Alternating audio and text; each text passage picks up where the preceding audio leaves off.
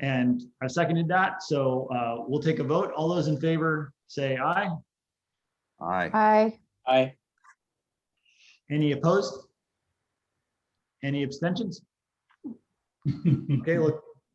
And there's an abstention from Bob. I'm sorry. I Okay. lost. So clerk, you've got that, 4 ayes and 1 abstention. All right, and then the motion for vice chair, could we restate that?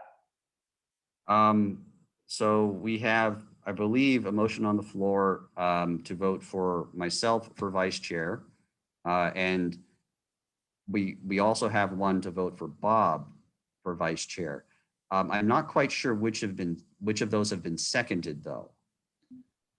Yeah, yeah, that's unclear too. So, I seconded the Peter. okay, So Peter proposed Bob, and I would second Bob. okay. So we have that motion on the floor for Bob. Okay. As vice chair. Bob, would you accept that nomination? Yes. Great. All right. So we have a motion and a second for Bob McKeon to be the vice chair of the committee.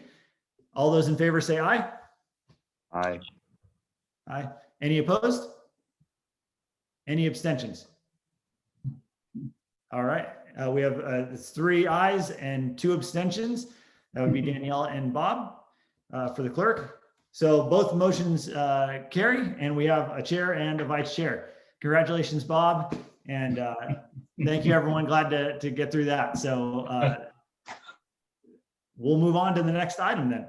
I can't wait to see the minutes on this. I think I really messed up on this vote. We got through it. Okay. Item 2, the approval of the minutes from the April 28th, 2021 meeting. If you're on the phone and you wish to speak on this item, please press *9 now. Once it's time, the city clerk will call you in the order received. City clerk, do we have any speakers on this item? No. Okay.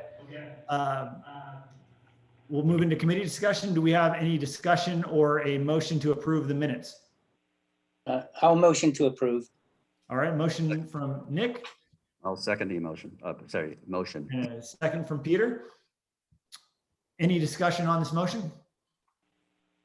All right, all those in favor say aye. Aye. And let the record reflect that that passed unanimously. Okay, moving into item 3, the overview of departments.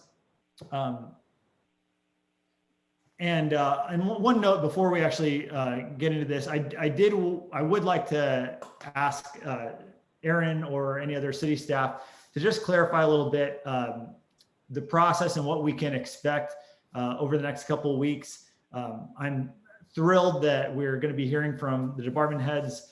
I know last year with the challenges, we were just in the outset of COVID and the pandemic, and we weren't able to hear from those department heads, which was a change from the prior year. So I'm thrilled that we're going to be able to have this kind of deep dive here with and this overview with the department heads. But Aaron, would you just chime in and just make sure that the committee and the public is up to speed on what the process looks like moving forward for the committee? Yeah, I'd be happy to. So tonight we're going to hear from the department directors. As you indicated, they're going to go over their, structures and their work plans for next year. And then we're also going to take a look tonight at the general fund. We're going to spend some time going through what's driving the increase in the proposed budget. And then earlier this evening, we uploaded the draft fiscal year 21-22 operating budget and capital improvement program. And so over the next, 7 days until our meeting next week, this will give the committee members a chance to go through the budget and, run some analyses if that's what they choose to do, kind of go through it and start coming up with questions and comments. So the meeting next Wednesday, there's no staff presentation planned for next Wednesday. Really, the goal for next Wednesday's meeting is to discuss BRC's questions, observations, and ideas with respect to the draft budget that they had, this week to review. And then the meeting following that, the last meeting of the BRC, is really geared towards discussing the BRC recommendations and ideas that they've that have arisen over the course of these next couple meetings here. Does that answer the question? Yeah, that's helpful to understand that. Do we have any questions from the committee members about process or anything at this point? Okay. Thank you, Aaron. One question I did just want to put out there was the format and the ability to potentially meet in person like council has. I know that COVID is still obviously a concern and all that, but the city council has been able to meet in person amongst each other. That's more conducive to good discussion and, just helps the committee do its job. Would there be any consideration by staff? Is there any way to allow that for the committee, or is it city policy that we need to continue to meet on Zoom? This is Chris chiming in right now. That's a fair question, and I appreciate the question. It was my call to do this virtually again this year. All the COVID unknowns that are out there still, and we're, in all honesty, doing it for selfish reasons, especially tonight when we have all our department heads, all our staff together. Now, I'm looking around this room, and I know everybody in this room has been vaccinated fully, and that was something, we wouldn't put ourselves in a situation if that wasn't the case. So I am open to the idea, to the concept of the BRC meeting in person, starting as early as next week perhaps, but I'm sensitive to the vaccination. Again, from a selfish perspective, to keep our staff as safe as we can be, which is the exact reason that we don't have these meetings open to the public at this point. So there's some background on why this decision was made, but if there's a thought amongst the BRC that you think you can be a whole lot more productive with your discussions and deliberations if we meet in person, I am open to that, and wouldn't mind hearing from each of you how you think that would play out. So to let you know, I'm also vaccinated. Yeah, I'm fully vaccinated. I have no objection to meeting in person. I think it could be very, very helpful, but if there's somebody that feels uncomfortable about that, I certainly would appreciate that as well. But I think it's good to meet people face to face, even if it's mask to mask, where we can, drill into some of the details. I don't think Zoom is the ideal vehicle for this type of thing, especially when you've got new members of a committee that really need to get to know the other members and understand how this committee works. So I'm very much in favor of a meeting, if it can be done in such a way that anyone that's not vaccinated could say no, or they could, socially distance. But I would be in favor of a quote unquote face-to-face meeting. Danielle, you unmuted. Did you have any comments? I'm like Nick and Peter, I agree. Yeah, and just to be clear, I would really like to meet in person, and I would be very comfortable meeting in person if possible. Bob, did you have a comment? I am fully vaccinated and I would love to meet in person, so I'm all in favor of that. So one more comment. I did see a note from someone about what would happen to the public input if we were to meet in person. One would assume that we could meet in person, but there could be a way for the public to participate through Zoom in whatever room we meet in. Yeah. Yeah. Staff, could you comment on that? How public comment would work? Yeah, it would work just like the council meeting does right now, whereby the public would absolutely have access to participate virtually. That's great. Great. Well, Chris, you've heard from the committee, and we'll defer to you on if that's something we can do and how we would logistically do that. But I think we all, unanimously would love to meet in person if that's possible. Okay, that message is crystal clear, and I'll take that under strong advisement, and we'll make some decisions very quickly here so you know what next week will look like. Great. Great, thank you. Okay, moving on to this item. Item number 3. This is the overview of departments. If you are on the phone and you wish to speak on this item, please press *9 now. Once it's time, the city clerk will call you in the order received. Director of Finance Aaron Beenan will introduce the items along with a PowerPoint presentation.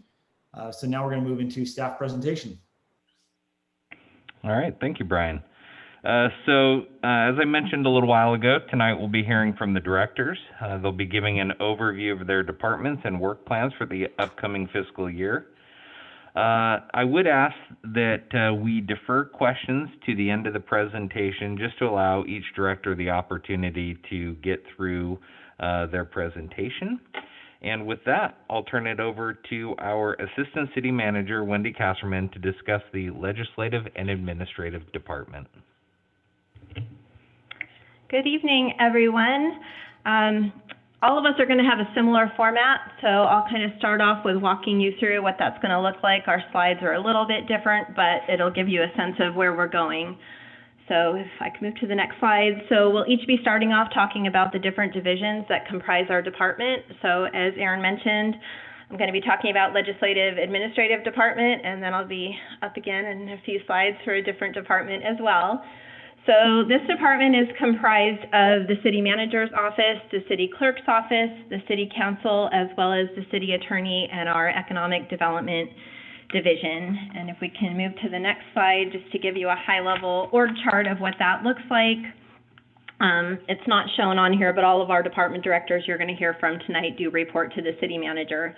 So within the Legislative Administrative Department itself, you'll see we've got City Council at the top of that structure. Their budget is included as part of this department.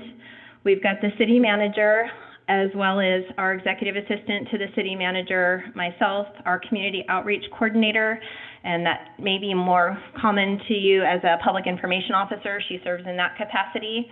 And then underneath my position, you'll see the city clerk, and I think you have had an opportunity to hear from Vida. She's supporting us through the BRC meetings, the staff that falls under the city clerk.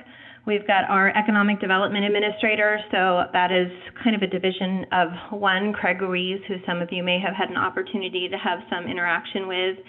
And then law enforcement, you'll see that under that there's a dotted line. So that's an indicator that we do contract with the County of San Diego for law enforcement services. Those are not city employees. We are in a 5-year contract. In 21-22, we'll be entering into the 5th year of that contract.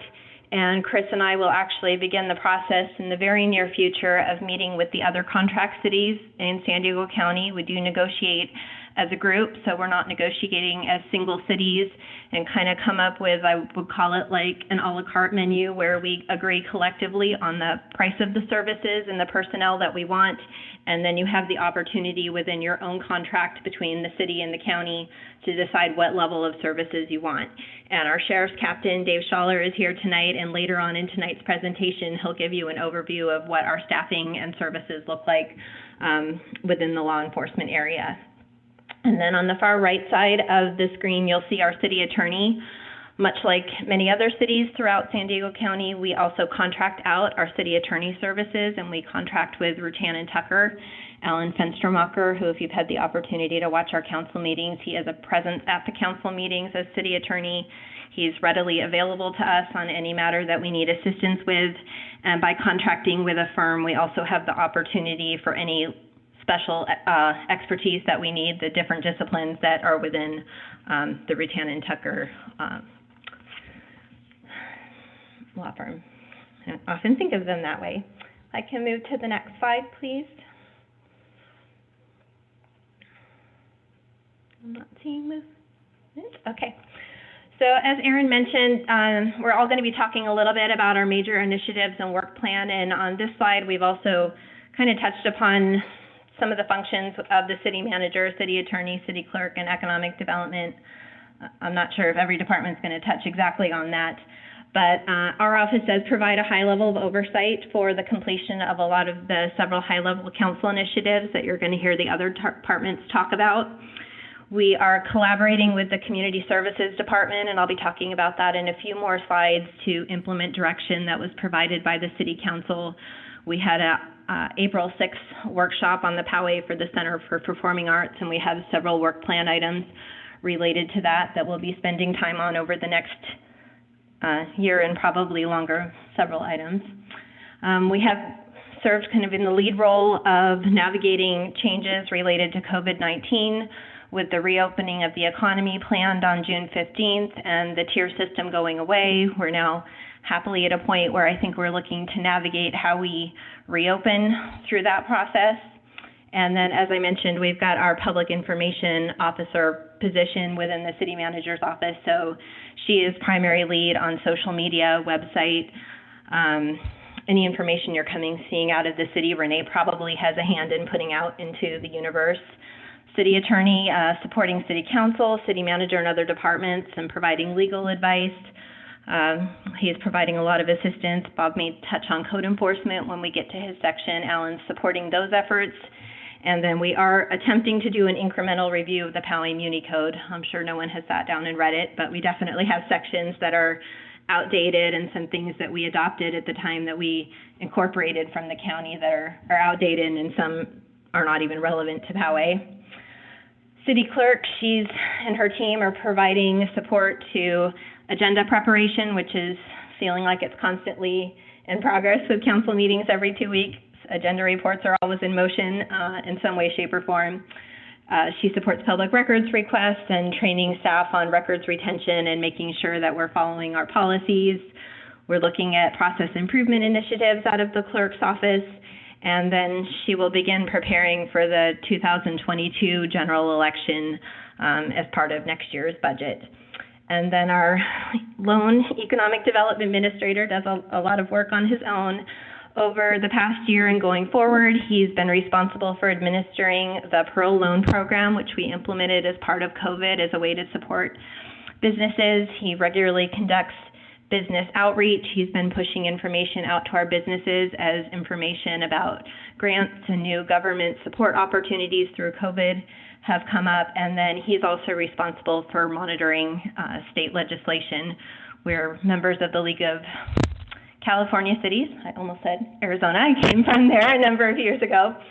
And they're constantly pushing out information about legislation that's coming out and urging us to take positions on bills and write letters of support, and mostly opposition.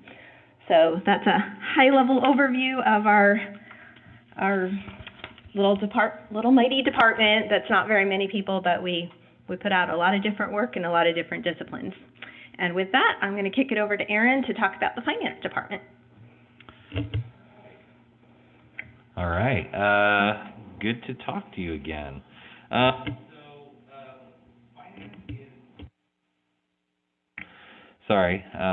Finance is comprised of three primary divisions with multiple functional areas within those divisions. So the three primary ones are finance, which really handles, the overall management of the city's finances, preparation of the city's budget, and the annual financial statements. It's responsible for ensuring staff gets paid and our vendors get paid. Customer services is our utility billing and meter reading and kind of revenue group. So they're responsible for the revenues coming into the city, including, cash handling and accounts receivables. Business and regulatory licenses run through them. And then, of course, as I said, reading the meters and billing for that service. Then our last primary division is information technology. So they're responsible for all of our computer systems and software systems, database maintenance, audio, video. They're in charge of things like ensuring that technology tonight is working appropriately for everybody. The web site maintenance, server maintenance, GIS is also under their purview, and of course, cybersecurity. And then within kind of the divisions, they're not really divisions with people in them, but we also do manage what's called general support services, which takes care of, paying the SDG&E bills, postage, that type of stuff, and then also capital replacement, which is really our asset management program. So here's our org chart. We have 20.75 FTEs, 19.75 of which are full-time staff, and then 2 positions that are part-timers. Those are 2 part-time meter readers.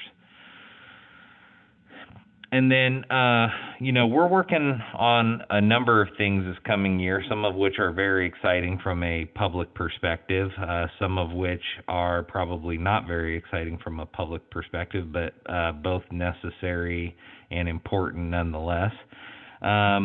So for the non-exciting types of items first, we're doing some things internally, like putting together a annual financial statement report builder to help increase the efficiency with the preparation of our financial statements. We're also looking at redesigning the chart of accounts to make the use of what we do day in and day out much more efficient. And we're doing a lot of cybersecurity work, which the public and the rest of staff don't often see, other than when they get a phishing test email. Those are always fun to watch. But the coolest things, from my perspective, for the public is, we are implementing and expanding out our ERP system to include a new civic services platform. It's going to allow online processing of plans, permits, and fees any time of day, any day of the year. You can also do things like request an inspection online. It's going to improve process efficiency, especially for those larger volume users like a solar company, and it's going to help them get things done more quickly. Instead of having to drive down to the city to drop off plans, those plans can be submitted electronically. Fees associated with that can be paid electronically. So it's a really, important advancement that we're proud of. And what's even better about that is we are also implementing a new cashiering system that is going to allow us to take credit card payments online now too. And this is something that the public has been asking us for a number of years, and we've been able to do it in limited circumstances, but we're going to be expanding that out, which is fantastic. And another area that we're working on expanding the payment options for people is with our utility billing system. There we're going to be now offering Apple Pay and Google Pay in the near future. And we're also going to be expanding our auto pay feature with utility billing to now allow credit cards.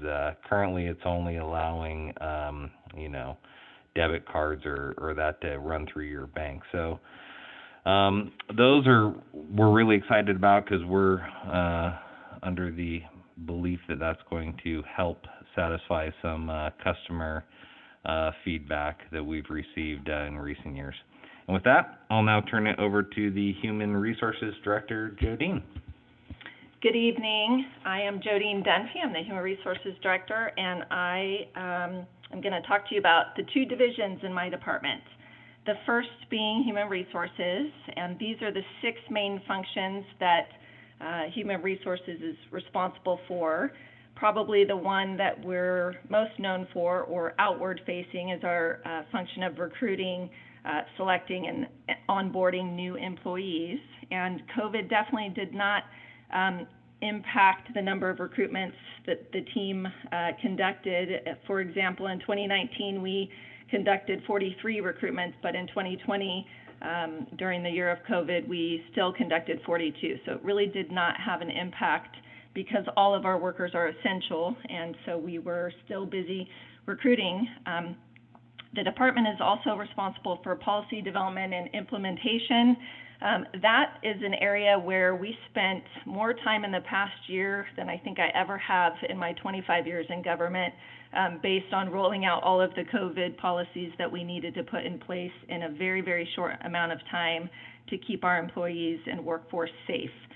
We also are responsible for benefits administration, the medical, the dental, the leave programs. We conduct labor and employee relations. For example, we have 2 bargaining units or unions at the city. We have the Poway Firefighters Association as well as Teamsters. So we are in the middle of negotiations right now with both of those bargaining units. We also have another group of employees that we call the Management and Confidential Group of employees. They are not, they're what we refer to as unrepresented, but we still do work through a process to represent them in terms of salary and wages as well. We also are responsible for organization and workforce planning and employee development training and recognition programs. On the risk management side of the department, we are very fortunate to be a member of the California Joint Powers Insurance Authority. This is a JPIA is how we refer to it, and there are 120 cities, special districts, and other small JPIAs who make up the membership across the state of California. And it is through our partnership with the JPIA that we are able to secure our very solid insurance program, our risk management program. So through the JPIA, we secure our liability insurance, our property insurance. We are able to run our, partner with them on our liability claims administration. So when we have claims that are filed against the city, we work with the JPIA to administer those, along with a very solid workers' compensation claims administration. We partner with them as well. The JPIA also provides us outstanding loss control programs. We are able to tap into a number of training programs, safety trainings to mandatory harassment trainings. They have so much available through our membership that we can tap into. They have even attorney services that we can tap into in terms of personnel management, so we can call them for questions if we have a tough situation. So just a very well-rounded program through our partnership, very in-depth. So we're fortunate to be a member of that program. The department consists of 6 full-time equivalent employees, or 6 FTEs. Myself, I have a senior administrative assistant who supports both risk and HR, and then I have a senior management analyst on the risk side who works day in and day out with the JPIA to run all of those programs that you saw on the prior slide. And then I have an analyst in human resources, a full-time technician, and 2 part-time technicians.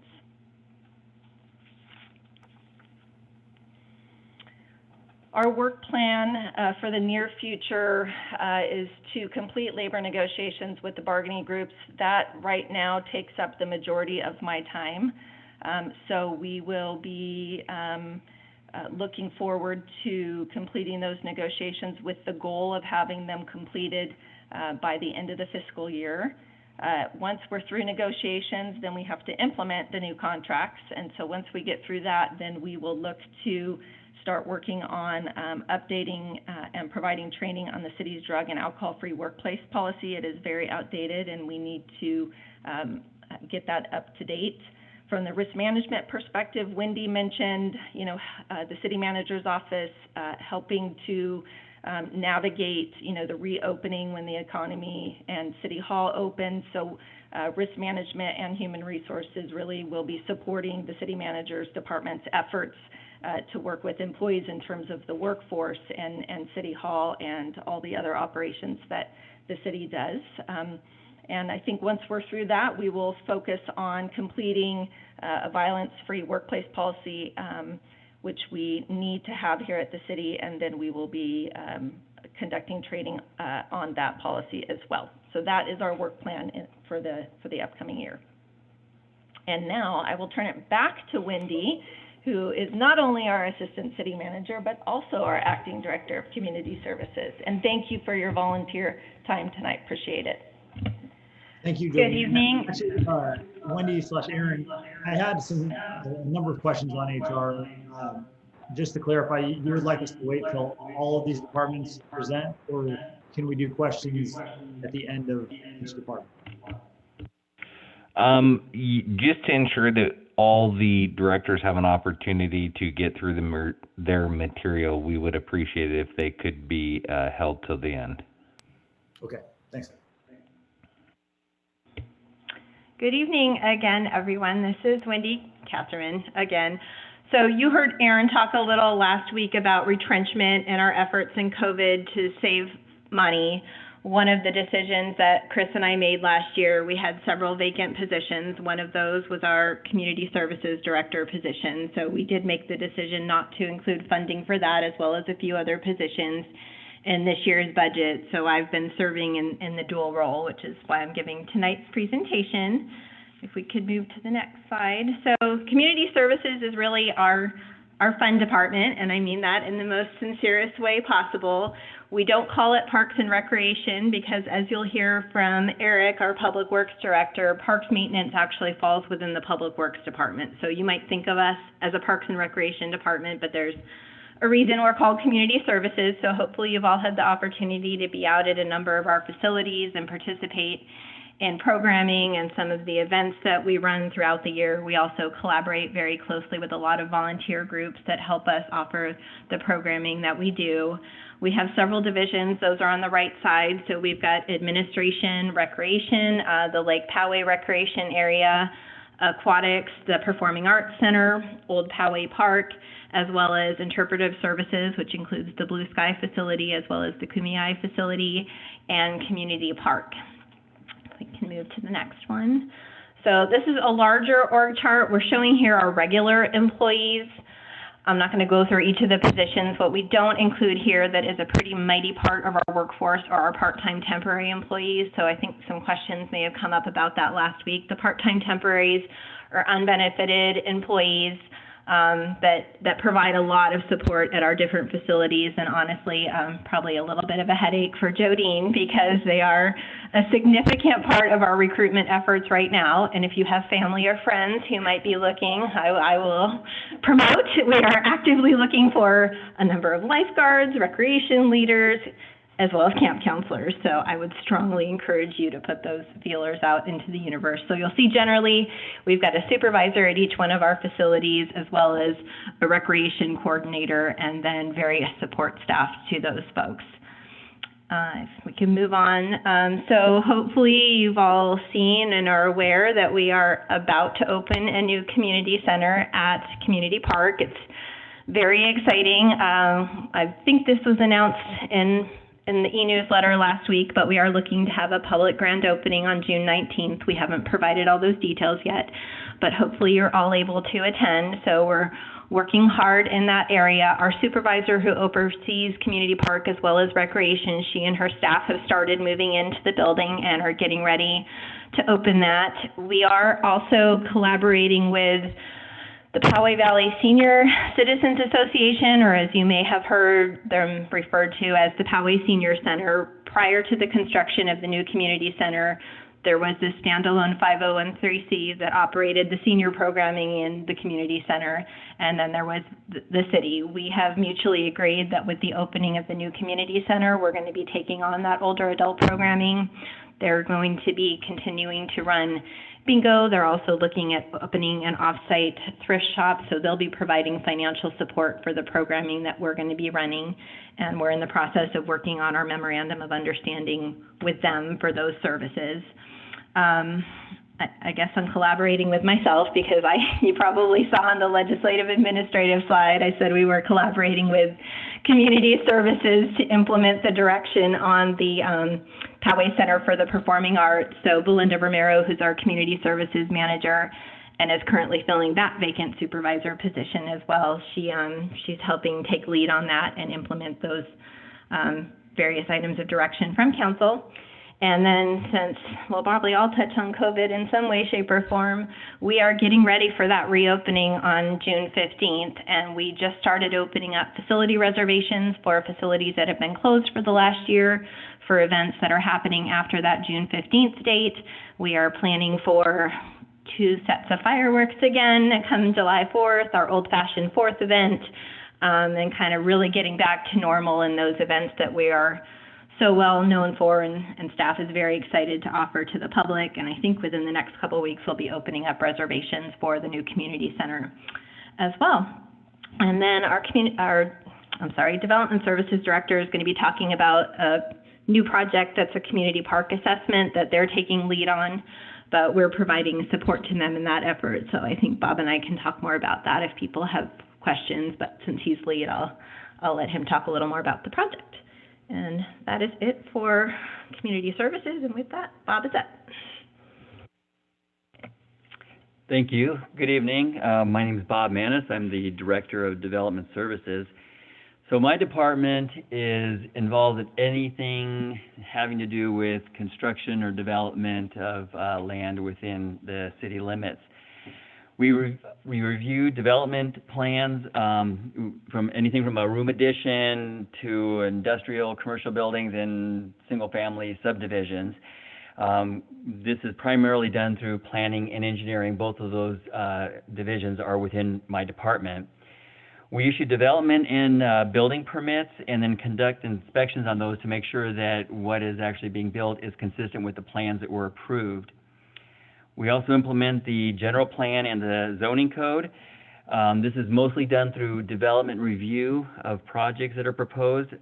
We also have walk-in, well, not for the last year and a half, but we normally have a counter that people can walk in and get zoning and planning information, as well as engineering information. And we also have phone lines that people can call in as well.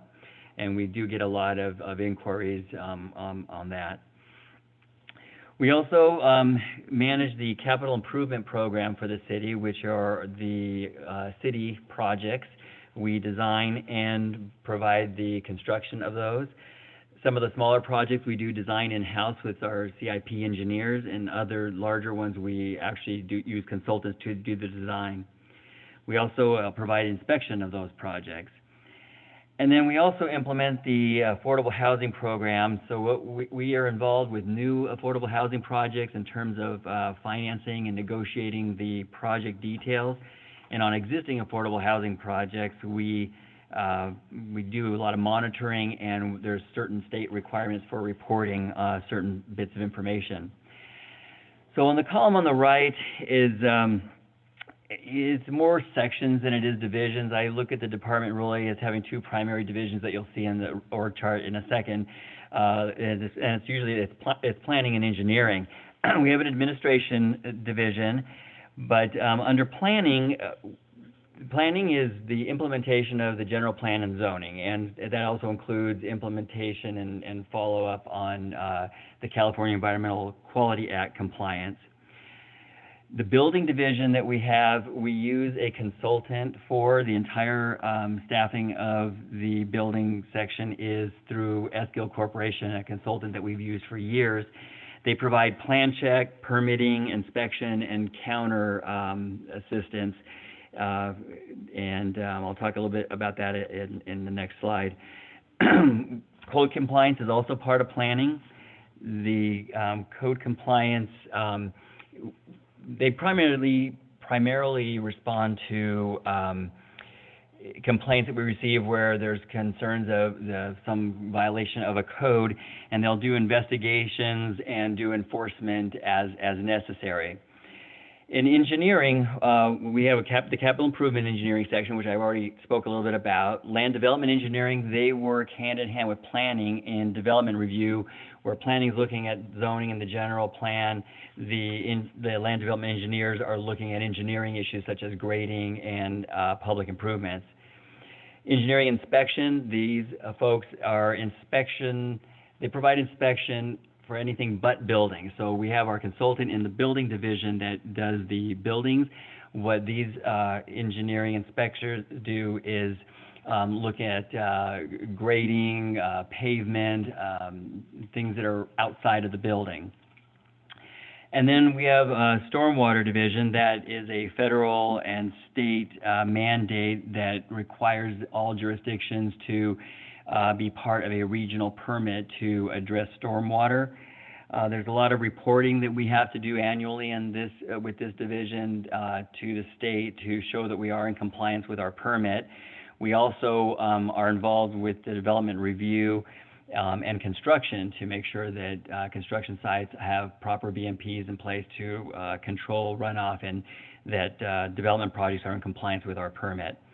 And then the last division, affordable housing on that table that is, I've already spoke a little bit about that. So next slide, please. So this is the org chart for the department. Just a couple of things and as I said before, you can see the engineering and planning are the two primary functions. They're led by the city engineer and the city planner. A couple of things I want to just mention are what we're actually listed in our budget as divisions are portions of individuals' work assignments. And the two I want to point out is under our admin on the far left, our senior management analyst. She has a lot of budget. She does our budget and other financial things for the department, but she also manages the housing, the housing program. So that's kind of a one-person thing. So she's that function comes out of that position. And then also under engineering, the engineering land development section, the senior civil engineer in that position, she is our stormwater person. So that entire stormwater division is handled by her, but she also manages that division which reviews projects and developments for engineering. So the building division under planning, you can see the dashed boxes. That's indicating that those are consultants. That the entire section is done by S-Scale. They are paid for out-of-building permit fees. A percentage of the fees that come in for building permits is entirely what they are paid with. And you'll see over on the far right, traffic engineering, same thing. We have a consultant. Years ago, we did have a traffic engineer on staff, but when he left, the decision was made that we would use a consultant, and we actually have two consultants on call to provide the traffic engineering services. Next slide, please. I'm just going to go through these kind of quick, and some of them I've already spoke about. So again, one of the things that's taken up is a big work plan item that we need to account for is the amount of building we see going on right now. We see a lot of significant development along Poway Road. That's primarily a result of the Poway Road specific plan that was adopted a couple of years ago. We're also seeing a lot of development in the business park. The few vacant lots that remain are being built on, as well as a lot of tenant improvements for new businesses moving into the park. Some of the significant CIP projects, the Mickey Cafagna Community Center, that is it's wrapping up, really. We just did a final walkthrough last week, and the building has been turned over. The Espola Road improvements include the undergrounding of utilities and a pathway along the west side of the road. The undergrounding is nearing completion, and then we'll be starting up on the pathway shortly. The street maintenance, which is the slurry and overlay project, that's done out of our CIP program. And then we've got a number of sewer and drainage projects, some of which are big and some are not so big. The Monte Vista Affordable Housing Site is a piece of property that the Housing Authority owns that is on Monte Vista Road, and we issued an RFP at council direction to see if we could get a development done on that property. We're looking at an affordable housing project for veterans and developmentally disabled adults. So the second phase of the RFP is out, and we will get comments back by May 17th on that one to see if we have a viable project or not. The community park assessment that Wendy mentioned, our city planner is leading this effort and working closely with community services. It's looking at all the programs and facilities at community park and then using public input to assess their usage and taking a look at what is there that maybe isn't used much and what might be a benefit to have there for future planning purposes. The housing element of the general plan is one of the elements of the general plan that is required to be updated every 8 years. It's the only element that is required to be updated by the state periodically, and we're in the middle of doing that right now. It's due to be submitted to HCD, Housing Community Development Department of the state, in August. One of the things that's new this year is that when jurisdictions, and all jurisdictions have to do this in the state of California right now, and then with that is required an update to the safety element, which is something that they have not required in the past. And on that one, we haven't really started that yet, but we'll be working closely with the fire department on that one. A couple of housing projects. The Villa de Vida project is 54 units for developmentally disabled adults. That one is expected to get final inspection in a couple of weeks. And the Poway Commons, which is part of the Commons development on Poway Road, is under construction. Our department also implements the defensible space and weed abatement programs. Again, we work with fire department on this one. We send out over 900 notices every year to residents in the high fire hazard areas, requiring them to thin out vegetation close to their homes in order to provide some fire safety. I already talked about the stormwater permit. Again, we just got a lot of reporting on that one to do to show we're in compliance. And then code compliance, I also talked a little bit about, but just one thing with code compliance, we do try and achieve voluntary compliance by working with residents that might have a code compliance issue. When that doesn't work, we do bring in the city attorney. We work closely with the city attorney on different avenues of gaining compliance, to the extent of even potentially having to go to court to get abatement warrants and other solutions. So that's a summary of development services. With that, I'm going to turn it over to Eric Heidemann, our Director of Public Works. Thanks, Bob. Good evening. It's good to be with you tonight. I'm going to spend a few minutes and describe in general terms the Public Works Department and its core functions. So the department is essentially split into two halves. So there is a utilities function, which has water and wastewater functions, and then we have a maintenance and operations section. There's 12 functional divisions, things that you wouldn't see on here, and I'm going to go through each of these items, but we also maintain the city's emergency response team. So whenever there's any after-hour calls, we have a core group of staff that can respond on a 24-hour basis, 365 days a week. But I'll start at the top. So under the administration, that would be myself. We have several analysts in the analyst series. We've got senior analysts. We've got administrators and 4 admins to help support the functions. We are, like Bob's shop, heavily regulated. So we deal with the Air Pollution Control District, the Regional Water Quality Control Board, Fish and Wildlife. So you name it, that regulatory agency has some footprint in Poway, and we have to be able to navigate those waters. So on the utility side, we have an assistant director of utilities who manages his areas of function. So on the operations and maintenance side, we have mechanics and technicians that maintain and service our utility infrastructure. So these would be mechanics that work on pump stations for water reservoirs or lift stations for wastewater. They also manage the city's communication system and telemetry. So our water treatment plant has a SCADA system that monitors real time and communicates with all of our assets in the fields. And these guys make sure that those communications and the systems are working properly, and if not, they'll respond to make sure that those services are done. Under water supply and treatment, the city has a 24 million gallon water treatment plant. It is located up at Lake Poway. As many of you probably know, we buy raw water from the San Diego County Water Authority. It is either delivered to our lake and treated at our water treatment plant.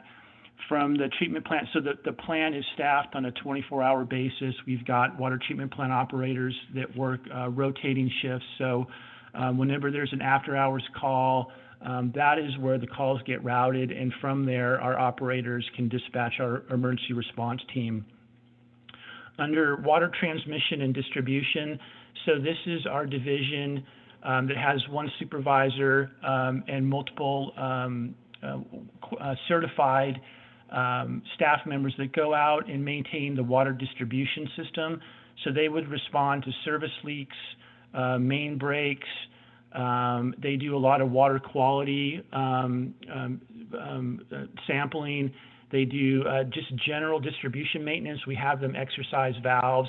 We've got a lot of assets that are underground and are rarely seen, and some of them are, 50 years old. So we have a system, and many of these divisions that I'm talking about are really developed around core programs. So we have programs that are based on routine maintenance that happens on a weekly, monthly, and yearly basis. The wastewater, we also have a wastewater collection system. So we do not treat wastewater, but we transport our wastewater to the city of San Diego. But ours, much like our water distribution team, our wastewater collection team also has a responsibility to go out, and they do a lot of just routine maintenance to make sure that we are jet rodding and making sure that our service laterals are clean. And so it's done on really a frequency basis. So we use our asset management system to plan our work, and they basically, if you were to look at the city in a grid system, they approach it that way, and we get to every section of the city at some point, at some time, but it's all based on routine maintenance and making sure that wastewater is flowing properly. We also have a portion of our system that is reclaimed water, so that area is located up in the business park. With that reclaimed water system, it comes, again, with a lot of regulatory responsibilities. So we have to go out and make sure that the system is properly separated from our potable water system, and that all of the proper inspections, and then whenever there's any kind of development or changes in any of the landscaping requirements, that it's done properly, and that we report to the right, and this would be the San Diego County Health Department. So that's the utility side in summary. On the maintenance and operation side, we have a street maintenance division. So much of our staff works very closely with Bob's staff. So we have streets folks, stormwater folks that do different types of work, but they work in the same world as some of Bob's engineering staff. So on the street maintenance side, right now we're currently working in removing and replacing asphalt in zone 4. So our city is broken up into 8 zones, and each zone gets addressed on an annual basis. So every year, your street, wherever you're at in the city, would get some type of either remove and replacement, slurry overlaid, and then we would rotate to the next zone the following year. But this particular work is heavily coordinated with Bob's engineering staff, because a portion of that work is also done by Bob's contracted work through his engineering staff. So in addition to street maintenance, we do all of our regulatory sign work. We deal with lifted concrete to make sure there's no trip hazards. A lot of tree maintenance. We do a lot of grid trimming on street trees, weed abatement, trash removal. So that's in essence in snapshot of what our street maintenance folks do. Stormwater, again, these are all annual programs. So you may have seen we have specialized equipment. So we do channel mowing that is all permitted through the Regional Water Quality Control Board and the Army Corps of Engineers. So we have a permit to mow in specific areas, the earthen channels within the city.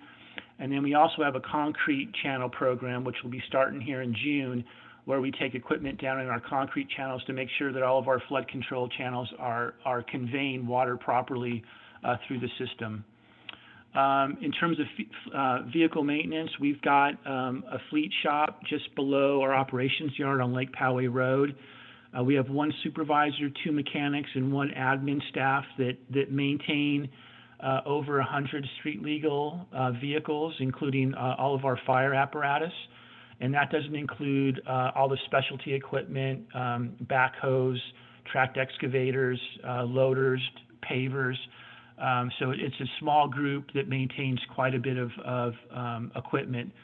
And all of these items are captured in with the help of our IT department in our Cartograph, which is our asset management program. And then as Wendy alluded to earlier, we do all of the parks, trails, and landscape maintenance. So we don't do the fun work like Wendy does, but we do all the maintenance. So we service all the restrooms, we pick up trash, we mow the grass. For all of our parks, we've got one trails staff member that does all of our trails. But in addition to him, we've got a legion of volunteers. It's one of the beautiful things about Poway is that we really take advantage of that, the folks that just like to share the love. And if you ever wanted to get involved, there's plenty of opportunity to do that, but lots of ability to volunteer. Facilities, we've got, we're responsible for, over 75 public facilities and buildings in the city, including City Hall, the council chambers, and the new Mickey Kafania Center. And then lastly, we have responsibility for special districts, LMDs, which I'm sure you've heard a lot of. Next slide, please. So this is the organizational chart. So there's approximately 83 FTEs in the Public Works Department.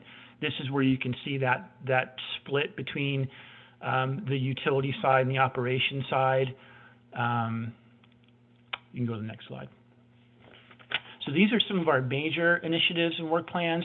As I mentioned, there are numerous core programs that we do on an annual basis, but I'm going to cover these top three really quickly because on the following slide, I'm going to show you diagrammatically what these projects are, and I'll explain a little bit more detail. But we've been working on the design and construction of the Clearwell bypass project. So the Clearwell is a 10 million gallon reservoir that's located right adjacent to our treatment plant.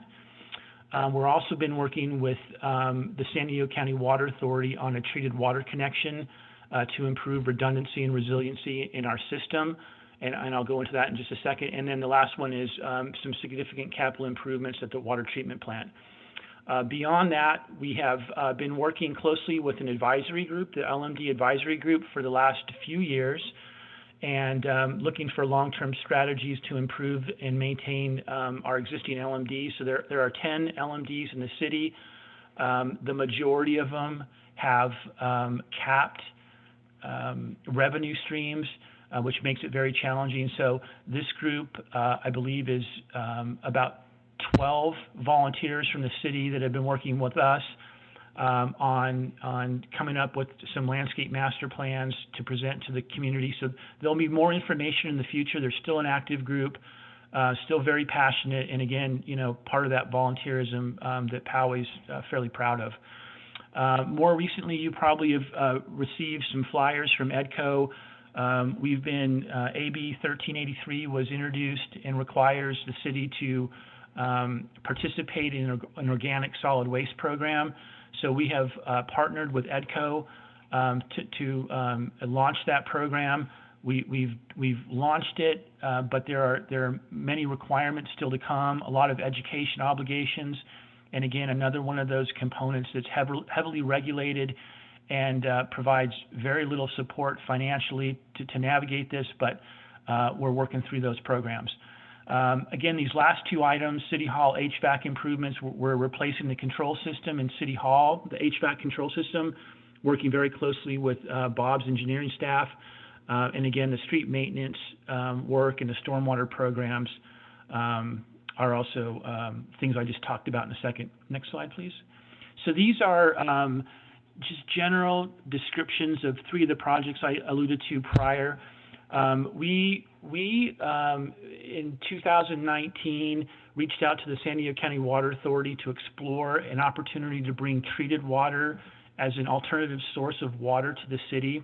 As I mentioned earlier, we only have currently a raw water supply source, which makes us, should something happen to their system or some type of catastrophe, an earthquake, wildfires, you know, it just provides us some additional redundancy. That was what launched the program.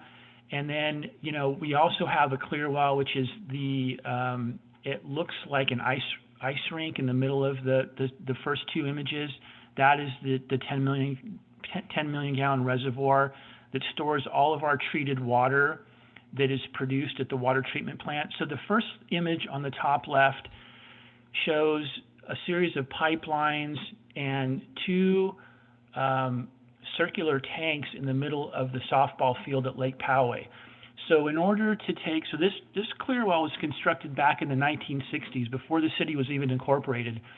And the problem with the way that the system is configured is in order to take the clearwell offline to replace it because it has reached its useful life, we have to create an alternative way to store water for fire flow purposes, for just system operation. So we've got a design in place to pump water from the treatment plant filters through a pump station, and the only place to locate the tanks, and they'll be located temporarily, are at the ball fields at Lake Poway.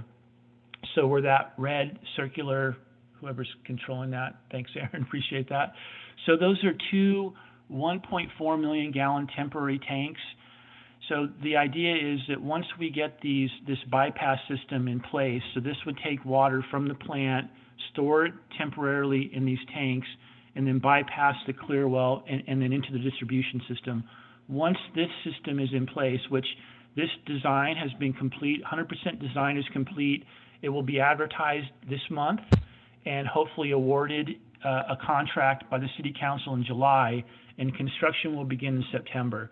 So once this is online, which we expect to be spring of 22, then we can go after, which is the middle image, which would be the replacement of the clearwell. And at this point, we're looking, the preferred alternative is two 4.0 million gallon concrete tanks to replace the clearwell. So that's the footprint of what the tanks would look like in the footprint of the existing clearwell, with what the diagrammatically what the pipeline improvements would eventually get to. And then on the image on the right is the alignment. So in March of this year, the board for the San Diego County Water Authority approved a planning study for us to tie into the Ramona aqueduct, which is the light blue dotted line up along Espola Road. So we're working with the Water Authority to design a new pump station, forebay, and all the pipelines to bring treated water to the clearwell as an alternative source. So that project is expected to be complete hopefully in 2025. So collectively, these projects, we refer to them as the Water Infrastructure Improvement Program. We've brought on a program management firm to help us manage these projects collectively. They're all at different phases right now, all running concurrently, which is a large project for the city to manage. So there's going to be a public open house on Monday at 6 p.m. and there'll be information on our website if you'd like to attend and get more information. We'll have our project manager, our program manager, and a little bit more information for these programs. So I'm sorry, Aaron, if I ran over on time, but that's all I have. And at this point, I'm going to turn it over to Chief John Canavan. Thank you, Eric. Good evening, everyone. My name is John Canavan, and I have the honor and privilege to be the fire chief for the City of Poway. The City of Poway Fire Department's mission is to reduce the loss of life and property from fire, medical, and environmental emergencies through education, hazard reduction, and response. We fulfill this mission through organizational divisions with 6 primary functions. We provide overall department administration and incident management. We provide fire suppression, rescue, emergency medical treatment and transport, and we mitigate hazmat and environmental emergencies. We deliver team training and professional development to our staff. We maintain operational readiness of our apparatus, equipment, and facilities. The department applies fire and building codes to new construction and performs annual fire and life safety inspections of our businesses and critical licensed facilities. And we coordinate citywide emergency preparedness programs and volunteer support. The City of Poway Fire Department is an all-hazard, all-risk response agency with 57 full-time employees. From 3 fire stations, each day 17 personnel staff 3 paramedic fire engines, 1 paramedic ladder truck, 2 paramedic ambulances, 1 battalion chief, and 1 duty chief. Each fire engine crew cross-staffs a wildland fire engine when called upon, and we staff a water tanker as needed. In fiscal year 2019-20, the fire department responded to 4,550 emergency incidents, and we made 1,954 hospital transports. The Fire Prevention Division consists of the Deputy Fire Chief, who also serves as our City Fire Marshal, and 2 fire safety inspectors. Last year, this staff provided over 5,000 customer consultations, 619 plan reviews, and performed 1,229 fire and life safety inspections. Disaster preparedness is also a daily investment led by the city's Emergency Preparedness Coordinator. Training city staff, seeking and managing grant funds, partnerships with regional organizations, and cultivating collaboration with community members are a source of real pride within the fire department. Highlights of the fire department's work plan for the upcoming year includes complete the third year of a 3-year phased upgrade of the RCS 800 megahertz radio system. We're going to move fire administration staff to City Hall, a vacant area of City Hall, and then relocate firefighter offices at Fire Station 1. We'll be placing into service 2 new paramedic ambulances that were purchased earlier this year. We are excited to implement elements of the new firefighter health and wellness program. That includes peer support and a volunteer chaplain element. We will be looking to expand Poway's support of California's fire and rescue mutual aid system with trained and qualified personnel that can respond as part of incident management teams, and actively seek grant funding and reimbursements for our COVID-19 response and supplies. As you can see, we're a very busy department. So that is very brief, but that's what we'll be doing next year. And with that concludes my introduction of the fire department. Thank you very much for your time and your volunteerism to our city. And I will now introduce our Sheriff Captain, Dave Schaller. Good evening. Thank you very much. Just give you a brief overview of what we do over at the Sheriff's Station. As mentioned previously, we are county employees who are contracted a la the Lakewood Plan to the city of Poway. So in doing so, we provide a full breadth of law enforcement services. That includes responding to calls for service, either emergency or non-emergency generated calls for service, and investigating the follow-up investigations leading to ultimately, in many cases, to arrests.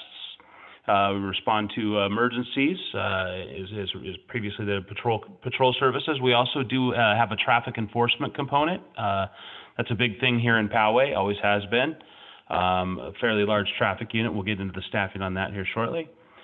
Criminal case investigation, that is handled by either our contract detectives in our detective unit or by our PCAT unit, which is a sort of a special services unit that does some other sorts of investigations. Very proactive. That's kind of the unit that'll get involved in some occasionally some vice investigations, narcotics investigations, those types of things. We also have a deputy that works with the school district and is a school resource officer, which I've said for many years, a good SRO is worth their weight in gold as far as the interaction between the schools and the city and the department.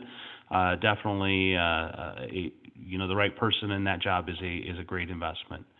We have crime prevention staff that interact with the community and do community education, crime prevention type meetings.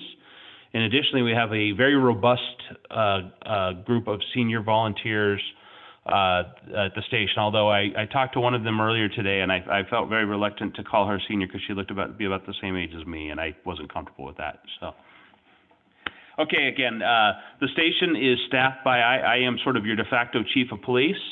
We have one lieutenant, that's Mike Kanabi.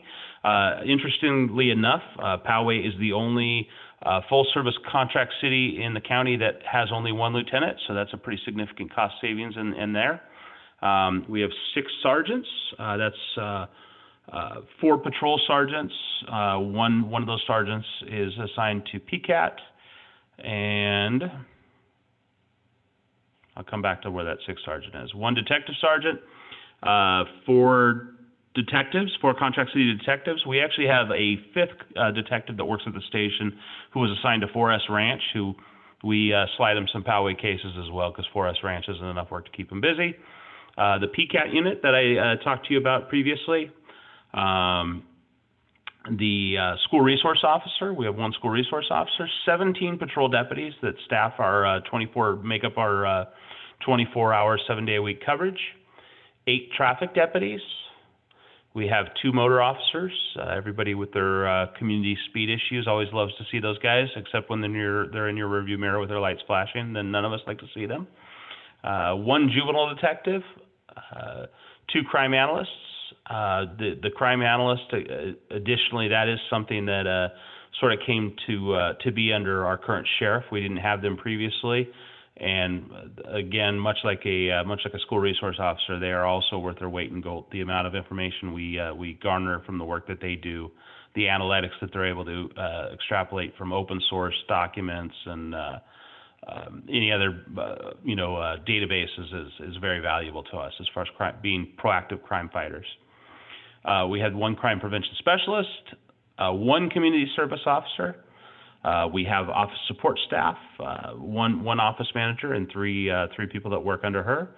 And then again, as I mentioned previously, the cadre of senior volunteers. The other sergeant I didn't mention was our traffic sergeant. So again, as I mentioned, our primary mission here is to prevent, reduce, and disrupt crime in the community. We seek to provide the highest level of public safety services to our community here in Poway. We routinely liaison with surrounding agencies to best leverage these resources, and very openly involved in intelligence sharing. Just this past week, we interacted with Carlsbad PD on a case that had a Poway nexus, and were able to take some folks into into custody that had done a theft up at a Costco here in Poway, and then had done the same thing in Carlsbad. So much to the point we're thinking about giving the rest of the month to a Carlsbad police officer, which is, I think, a first ever. Again, is an opportunity to show that we really appreciate what they do for us. And we maintain a close working relationship with all of Poway's schools to work to provide a safe environment for all the children here in Poway as well. And I believe I'm passing it back to our esteemed city manager, Chris. Thank you, Dave. My comments will be brief. I just wanted to take a quick opportunity to, and these comments come from a place not of arrogance, but of pride and a little bit of boastfulness as well. You just heard, I hope you heard, that the passion and the knowledge that came out of these department heads sharing their stories with you. Hard for me to say this. I'm a 30-plus year public servant now, and a very proud one. I've worked with 4 different cities, and without question, from top to bottom, this is the best set of department heads I've ever had the pleasure of dealing with. And they provide just an exceptional level of service to the community, and I couldn't be more proud of them. So when you get to the budget stuff, when you start hearing about that, please keep everything in mind that you just heard, because everything in that budget is providing a level of service that was just described to you. And that's our motivation, and that's our charge, to provide that great level of service. So with that, I think it's time for us to address any questions that you may have for any member of the team. Thank you. And I think actually we're going to go to public comment now, and unless I'm mistaken. City Clerk, are there any members of the public who are wishing to speak? No. Okay, thank you. Then we will move on to committee questions and comments. So I have quite a few, but I'll turn over to the committee members first. Who'd like to kick things off with some questions? I'd like to know if we'll get the deck, the slide deck. Great, Aaron. Yeah, thank you for that question. We'll be uploading the slides after each evening's presentation. Yeah, some of the information may have been a little small on there, so yes, those will be made available, and we'll get them emailed out to you directly as well. Okay, well, as everyone kind of pulls together their questions and all that, I'll kick things off. First off, thank you, Chris, and all the staff. I know it's not easy managing California City with all the pressures put on you by Sacramento, and your hands are tied in a lot of ways on keeping the budget balanced and all that. So I just want to thank you all for the work you do. Thank you, Wendy, for pulling double duty. That's crazy. The community services department is a favorite around my household. We regularly use we camp at Lake Poway. My daughter just learned to ride her bike at Aubrey Park over the weekend. Got to interact with Shiloh and Doug and Brandon there. So you got great staff working all the time. So just want to thank you guys for that. Moving into my questions, I want to start with HR. So if our HR director is around, had a few questions to kick things off for Jodine. Jodine, are you available? I am here. Yes, Great. thank you. Great, thanks. Okay, a few questions.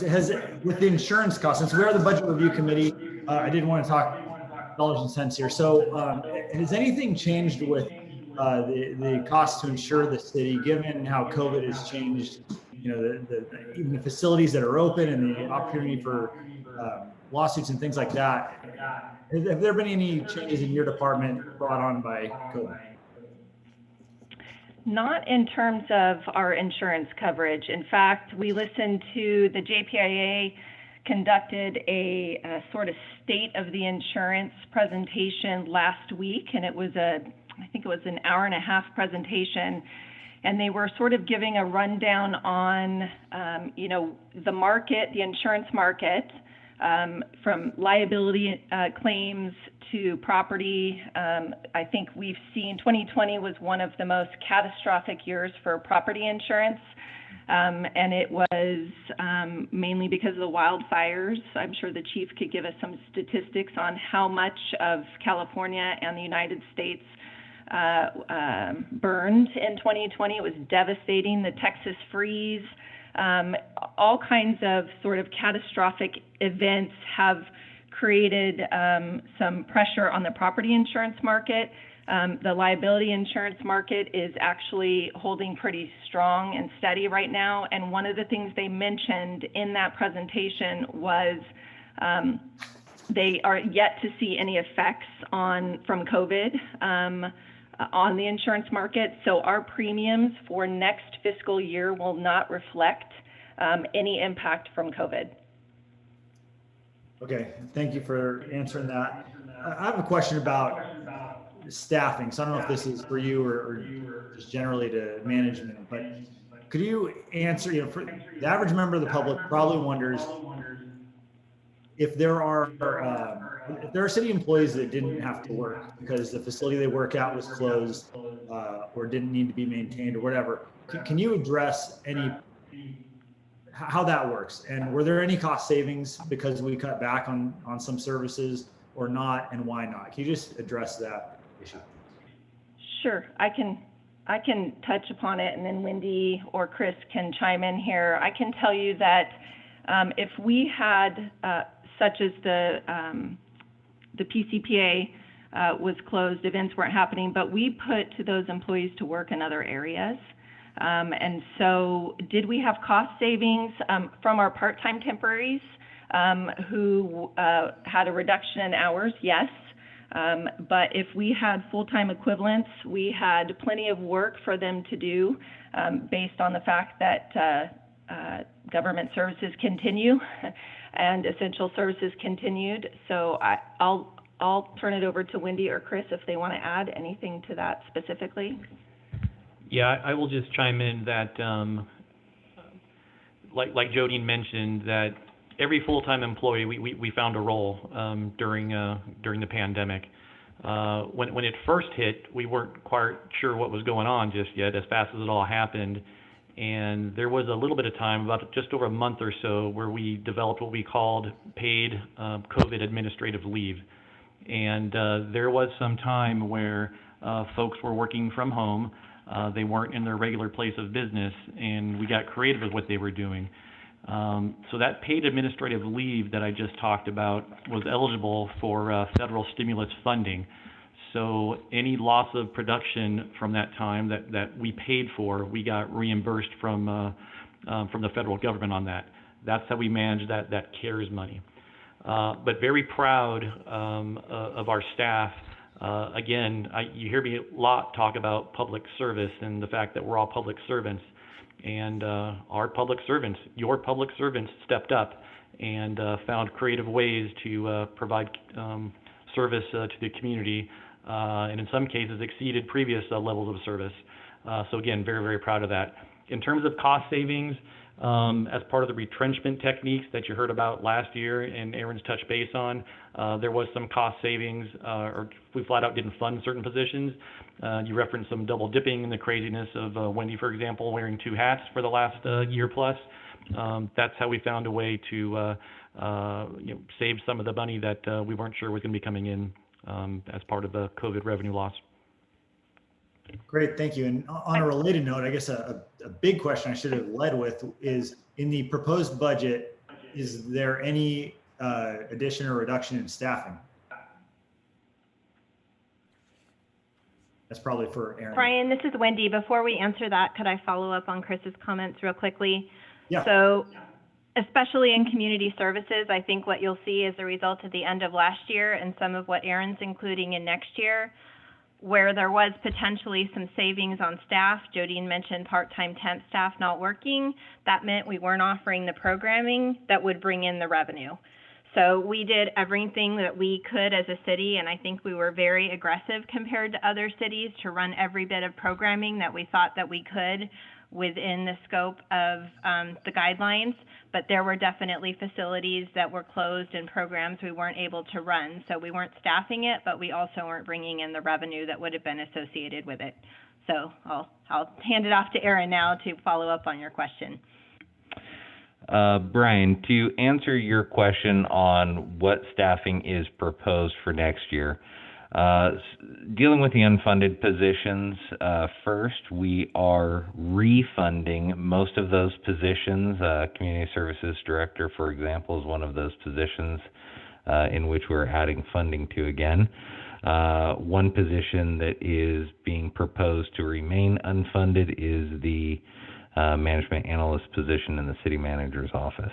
But most of the unfunded positions are being proposed, subject to council approval, to receive funding for the upcoming year. There are some new staffing requests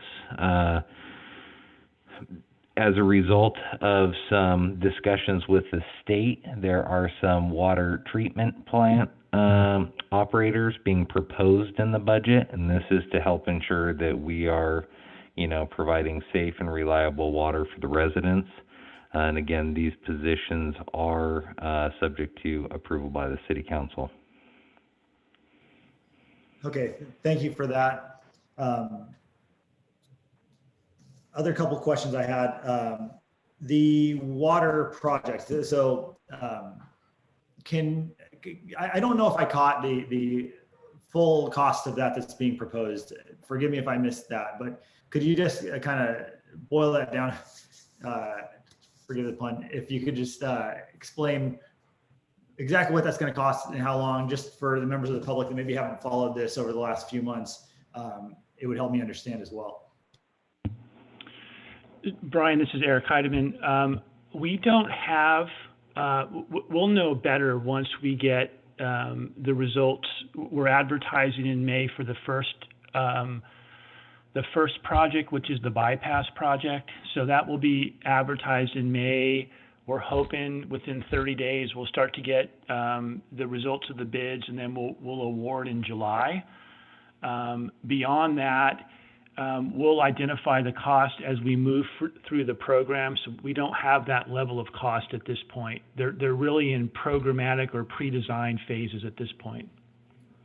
Okay, and on that note, it's maybe a little quirky, but other water departments like Padre Dam, for example, they produce an enormous amount of revenue by having a campground if you've ever been to Santee Lakes, I camped there recently. It's booked out for months. It's an incredible community treasure, regional treasure, and produces revenue for the water department. I know that space is tight up there at Powell Lake. Did you guys consider that at all? Because this is a once in a generation or once in 100 years opportunity to redesign the entire layout and footprint of that area, and a potential way to produce a ton of additional revenue for the water department. Did you guys look at that at all, or is there an opportunity to look at that in the future? This is Chris. I'll take that one. Brian, I'm familiar with the site in Santee that you're referencing. The difference is that the water district there owns that property entirely. The water district here, the city owns Lake Poway, obviously, and it's not associated with the ratepayers, so we have to keep those two separated. The water is an enterprise fund, obviously. The city runs it's a general fund, so it's a little bit of apples to orange comparison there. But I can promise you that this team is always thinking creatively about how we can generate revenue to offset any expense that we have before us. And that goes for the ratepayers as well. We look for ways to help minimize impacts on them best we possibly can. Great. Thank you for clarifying that on the situation with the land. I would just a comment. I just encourage if staff hasn't looked at that, I think that the broader point about the once in a generation opportunity to look at what we're doing with that part of Lake Poway is still something to consider. So I would just encourage, if staff hasn't thought about that, to potentially look at that. And then with that, I think that wraps up my questions for now. Thank you again to all the city staff, for all the sheriff's deputies, firefighters, and everyone that works so hard. The volunteers, LMD Advisory Committee, are doing a great job. Thank you all. We'll move into additional questions and comments, starting with Bob. Thank you, Brian, and thank you all for that excellent presentation. I have a question, a statement and a question for the fire captain. I'm pleased that I live a mile from Station 2, and some of my neighbors have utilized those services, and they all rave about the excellent service. So thank you very much, and I feel good that I live so close.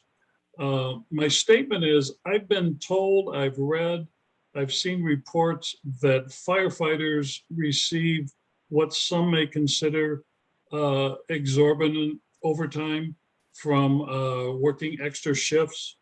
And that's my statement. If you agree with it, let me know. And if you do agree, then I would like you to maybe walk me through in just 1 minute or so, just a high level explanation of why it is more cost effective to pay overtime to firefighters rather than hiring additional FTEs. Thank you. Well, thanks, Mr. McKeon, for that question, and thank you for your adulations. So yes, overtime is always a topic of conversation amongst municipal fire departments. The city of Poway is always constantly evaluating our staffing plans and how we deploy. And even today, we believe that our staffing plan, which is called a constant staffing plan, is the most cost-effective way to deploy essential services 24 hours a day, 365 days a year, at all times. And what I mean by that is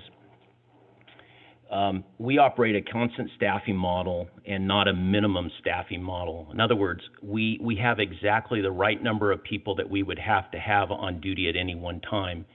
And when one firefighter is either injured or off duty, we backfill that position on the fire engine or the ambulance with an overtime person. If we did not do that, the technique would be to have extra personnel, extra full-time employees that would be available to fill those seated positions. And obviously then the city would incur the cost of having an additional full-time employee. The city over the years has done a number of things to manage that.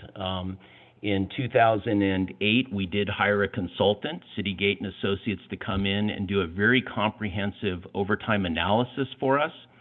They concluded that performing a constant staffing model, which could generate additional compensation for firefighters, but I would also remind you that they are working extra hours to get that compensation, is a far better model for a city our size and our call volume than having extra employees that we would then move around to fill vacancies. We also implemented a strategy when we introduced shift battalion chiefs.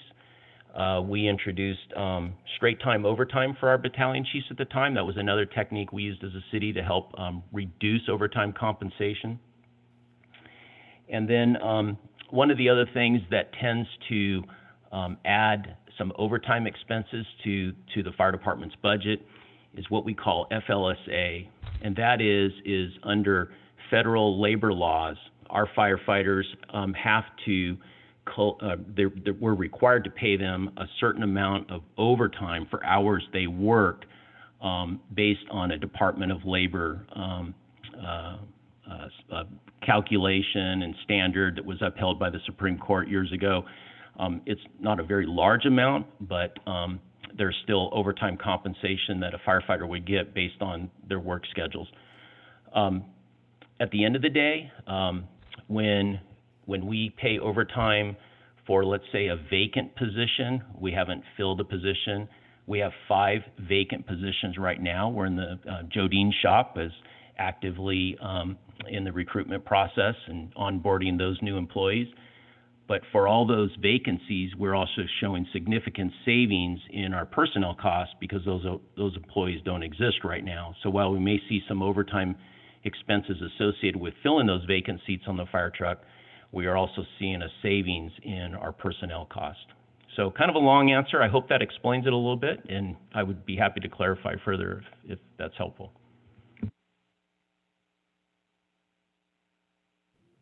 Okay, moving on to Mr. DeHoff. Thank you. Thank you, Brian, and thank you for the staff. This was an excellent presentation, as we have seen in the past.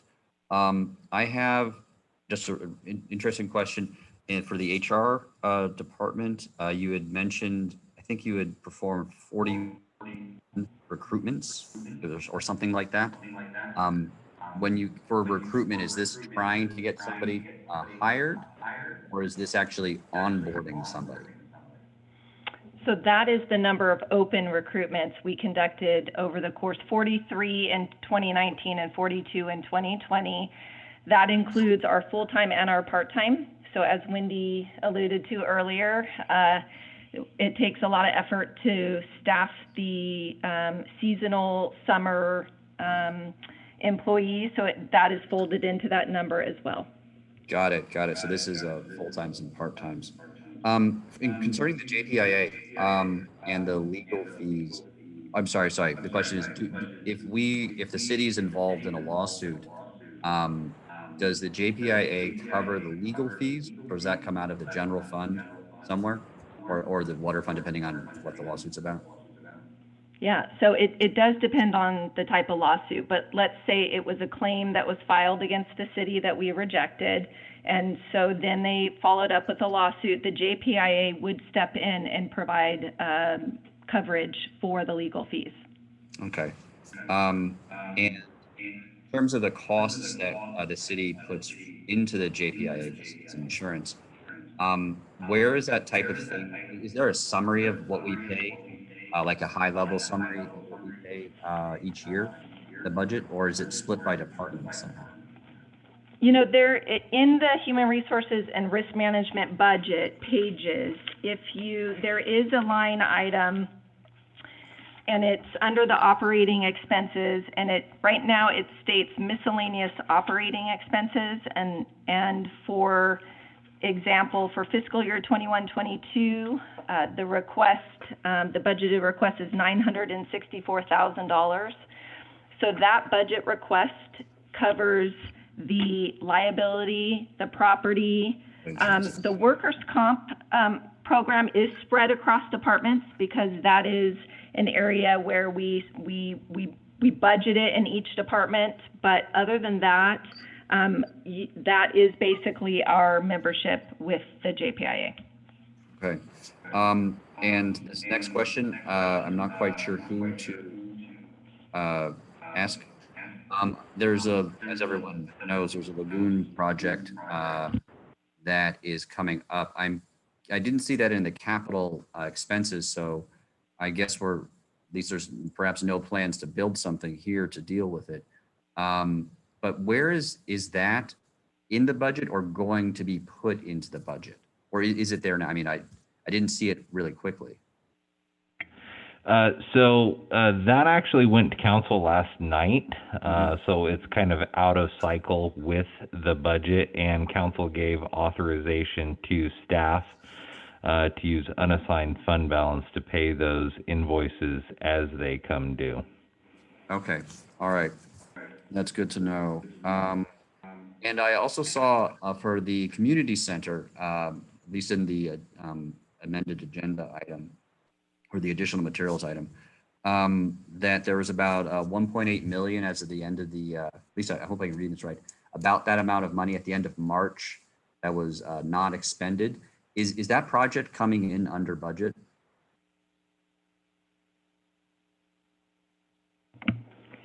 This is Bob. Yes, it is. Okay, that's good to know.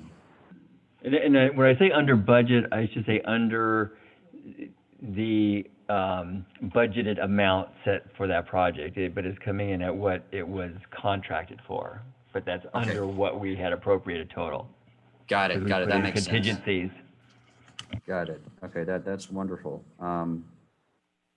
And I have actually a different, perhaps a question more for Aaron. And this is actually about affordable housing. There was a talk, I think, yesterday concerning this. Can you clarify for me when a project goes or is set up for affordable housing, do those property taxes that come from that affordable housing project, do those go into the general fund in a similar manner as like a market rate housing project? Correct. Yes. Okay. Property taxes are collected on all eligible properties in the city, and they are deposited directly to the general fund. Got it. Got it. All right. That's good to know. I was always a little bit fuzzy on that one.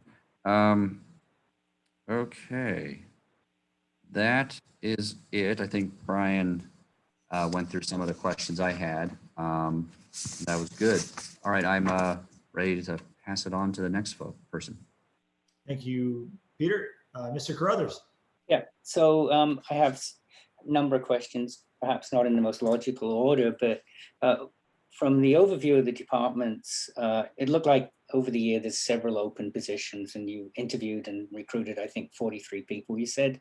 I just wondered, and I don't need the answer right now, what is the turnover? And as we presumably face a pretty tough budget year or more years coming up, have you considered headcount freezes as a way to control at least salary costs? I don't necessarily need an answer.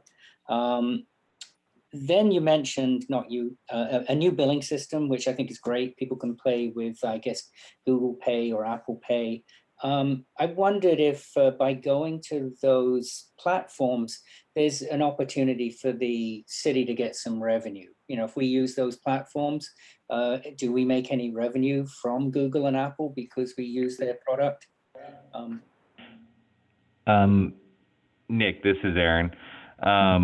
We do not. It's really just an enhanced service for the residents who choose to use it. Okay, I was just looking for money. And Nick, this is Chris. If we can chime in, we do have answers for your first two questions if you'd like to hear those now. Oh, absolutely. I just didn't want to prolong the agony for you. No, that's okay. Our agony is your agony, so we're all here together. Jodine will answer the first part, and I'll take the second part. Yeah. Okay, so I heard in your question that do we track turnover? And in fact, we do track turnover, but I will tell you that the turnover that we track does not include the part-time temporaries because, I'm sorry? I said that. Okay. Yeah, I said that. Oh, very good. Yes, Sorry. okay. So the turnover, just to give you an example or some perspective, the turnover rates basically over the last, in 2018, so I'm talking fiscal year 17-18, the overall city turnover rates were 12.74%. They went up to 15.91% in fiscal year 18-19, and then our city manager was hired, and they started to drop in fiscal year 19-20. They went down to 10%, and now we're tracking this fiscal year to 9%. So we do track them. It is just full-time. It includes retirements. It includes separations, and so forth. But so that you might not match the two in terms of 43 recruitments. For example, those won't line up perfectly because we don't include the part-time temporaries in the turnover. But we do keep an eye on that. It's very important to have that type of information, especially when we are, looking at negotiations with groups and very concerned about retention and recruitment efforts and what the city can do to be competitive and ensure that we get you the most qualified employees. Yeah, and I think 10% turnover is pretty modest. Okay, then I wanted to ask about, I guess there's an echo, I'm sorry, I can't, maybe I was too close to the computer. So some of the revenue in the future is going to come from the development on Poway Road, which is great. That's more tax revenue. One of the things I noticed, though, I cycle along Poway Road all the time, and I noticed that the outpost is basically nothing seems to have been happened there for quite a long time. So the fact that seems to have stalled, does that have a significant impact on potential tax revenue? And related to that is, if that project has completely stalled, are there going to be any costs to the city to either get that going or to perhaps restore the sidewalks and things like that? That's a great question. I think Bob and I will both take a stab at responding to your question. From a property and sales tax perspective, I do have that development built into the long-range forecast. And what impacts us there is just the projected timing. So, if we assumed it comes online next year and it's delayed by 6 months, it just pushes that potential revenue stream out a little bit. As far as whether the project is stalled right now, I'll let Bob provide an update on that. Yeah, there has been no activity. The developer is in the process right now of getting a new contractor to come in and finish up the project. So we're not at a point where we're concerned that it's not going to get built, but in the interim, they do have that sideway blocked. It's been blocked for a lot longer than we had anticipated or even given approval. So we are working with them to get that construction fence moved over and to get the sidewalk reopened and repaired so that it's passable. Okay, so then I have one final question, is that as we go into the 21-22 budget, from the presentation last week, it seemed as though a lot of the income that will balance the budget, make it look pretty good, is going to come, and I may have this wrong, the American Recovery Act. And I don't even know if you have the answer to this, but what I don't understand is what can that be used for? Is that money that the city of Poway will get and we have a lot of freedom about how we use it? Or is some of that money going to be earmarked for certain types of things, like whether it's for headcount, whether it's for capital projects? Will we have to say, if we get that money, this is what we're going to do with it, and if we can't find things to do with it, we won't get it? So I don't know if you have that answer, but I think it would be useful to know as we go into the budget how that money will be spent and whether the whole allocation could be spent. Then I have one final comment, which is to the fire department, who in January, I ride my bike all the time, and in January I was coming along Poway Road. A lady who was speeding, police were trying to pull her over. She pulled over right into me, and I want to just thank the fire department who scraped me off the road and took me to Palomar, and I'm fine, and I'm just very grateful that we have such good paramedics and public safety employees. So that's all I'm going to say. Thanks very much. Great. Well, thank you very much. Brian, before next set of questions, we have a couple answers I think we can give to Nick's questions. I'll take the first one, and then Aaron can take the second one. Nick, you had asked about headcount, and if we take a look at that, we look at headcount all the time. And every time there's a vacancy, that's an opportunity for us to look at headcounts. And we do conduct an analysis to make sure that whoever was in that position before is still needed. And if so, are they needed in the same capacity that they were working before? So we do review that all the time. But one thing I want to make real clear, and you're going to hear this a lot, we're a lean organization. We're very lean, and we're lean by design. We're proud of that fact. So that means there's no fat, right? So when you lose an employee, you're actually going to be losing a level of service that you're accustomed to. Now, certainly there's ways that we can identify to be smarter and more efficient, but the bodies we have in place have assigned duties, and again, there's no fat on this payroll. So that's something that that general theme is something you'll hear about throughout this process. So with that, I'll turn it over to Aaron, and he can answer your question about the recovery money and what it's eligible for. Thank you very much. Yeah, so the recovery money is, it can be used on a number of different things. The way the feds have chosen to approach it this time, which is differently than the CARES Act, is they are giving all of the agencies the money up front. It's being split into 2 equal payments based on Poway's population size. Our first disbursement will be flowing through the state. Larger cities will be receiving their first payment directly. It's anticipated, I think, within the bill, the feds have to get this going by the middle of May, and then the states have another 30 days beyond that. So from a timing perspective, Poway's anticipating the first payment to arrive sometime towards the end of June. Now, as for what it can be spent on, well, going back to getting the money, so we get the money up front, and then 1 year from our first payment is when the feds will be dispersing the second payment. So it's a 2-year deal.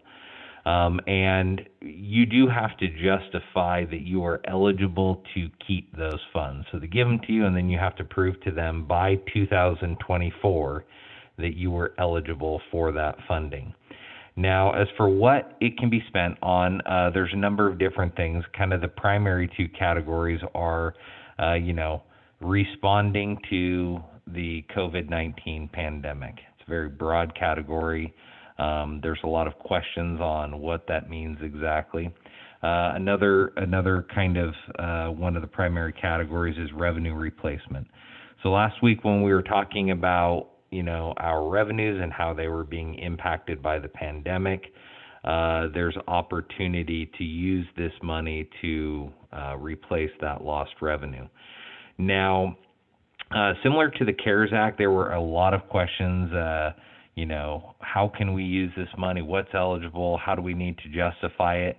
The Department of Treasury, back in the CARES Act funding time, put together a frequently asked questions that they continuously updated.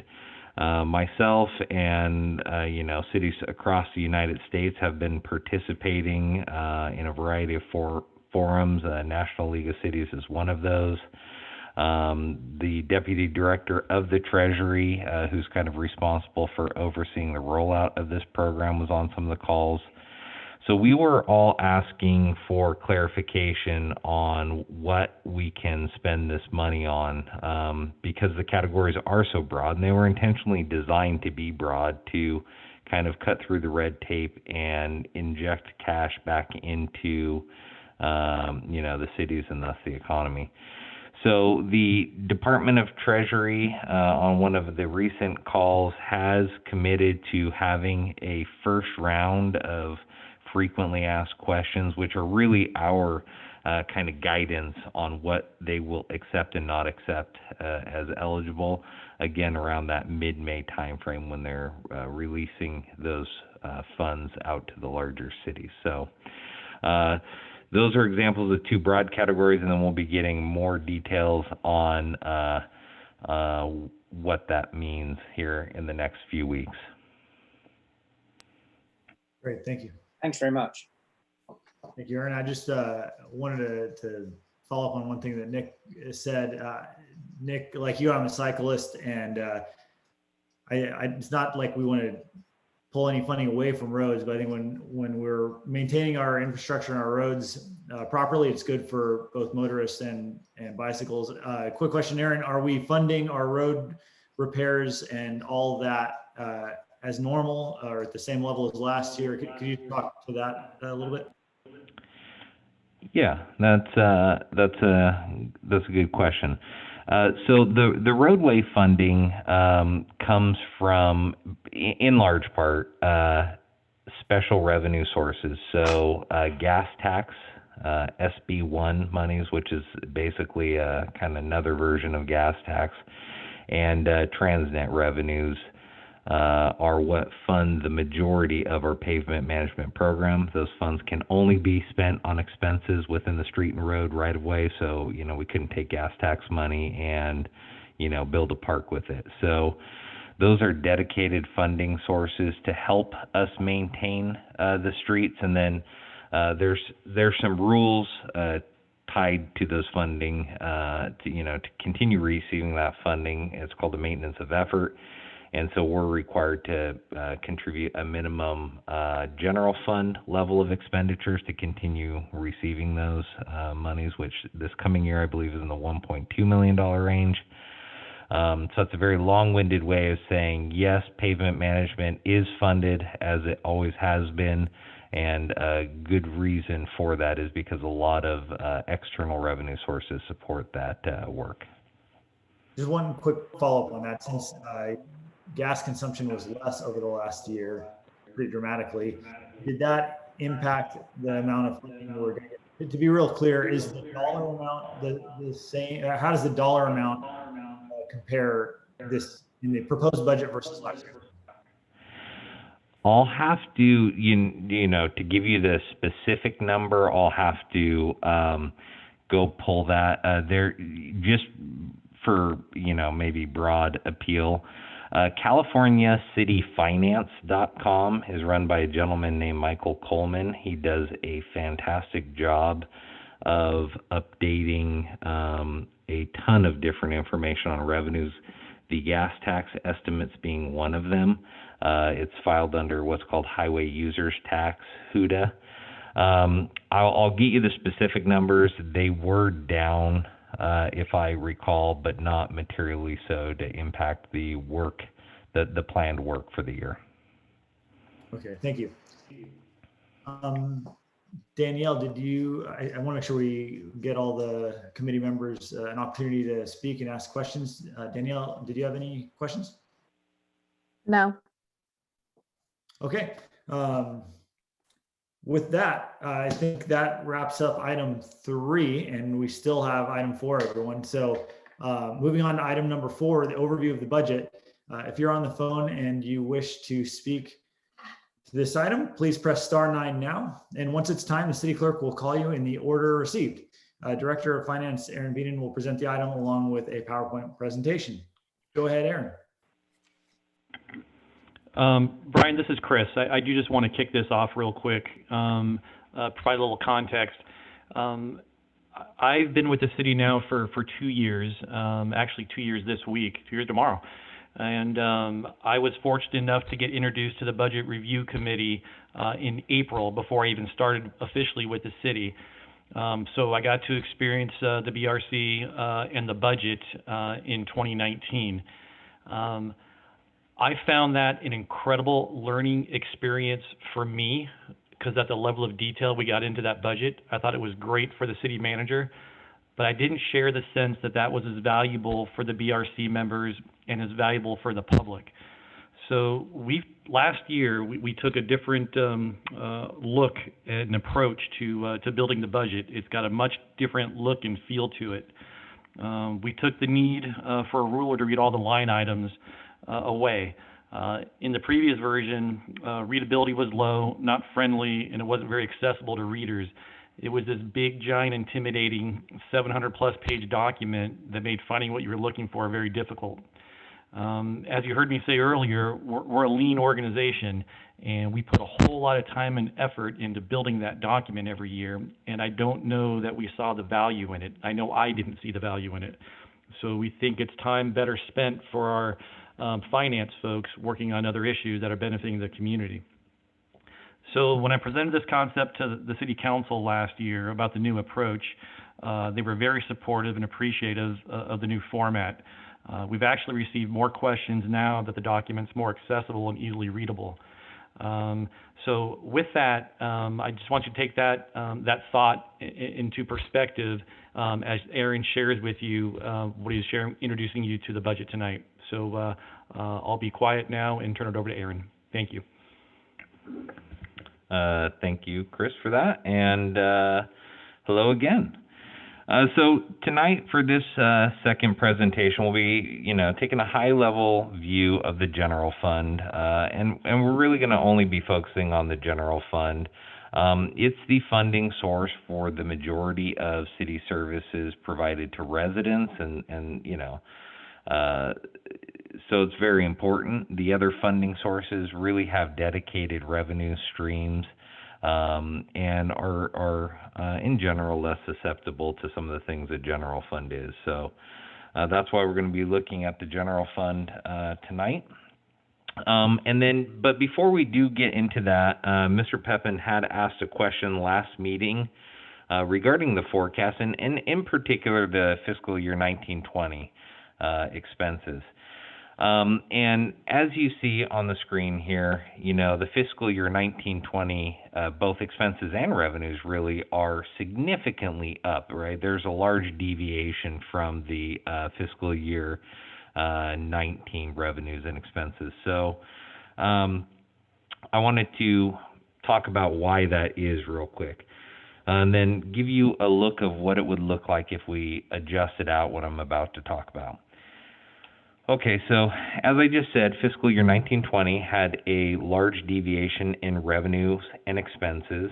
And really what that comes down to are a couple things.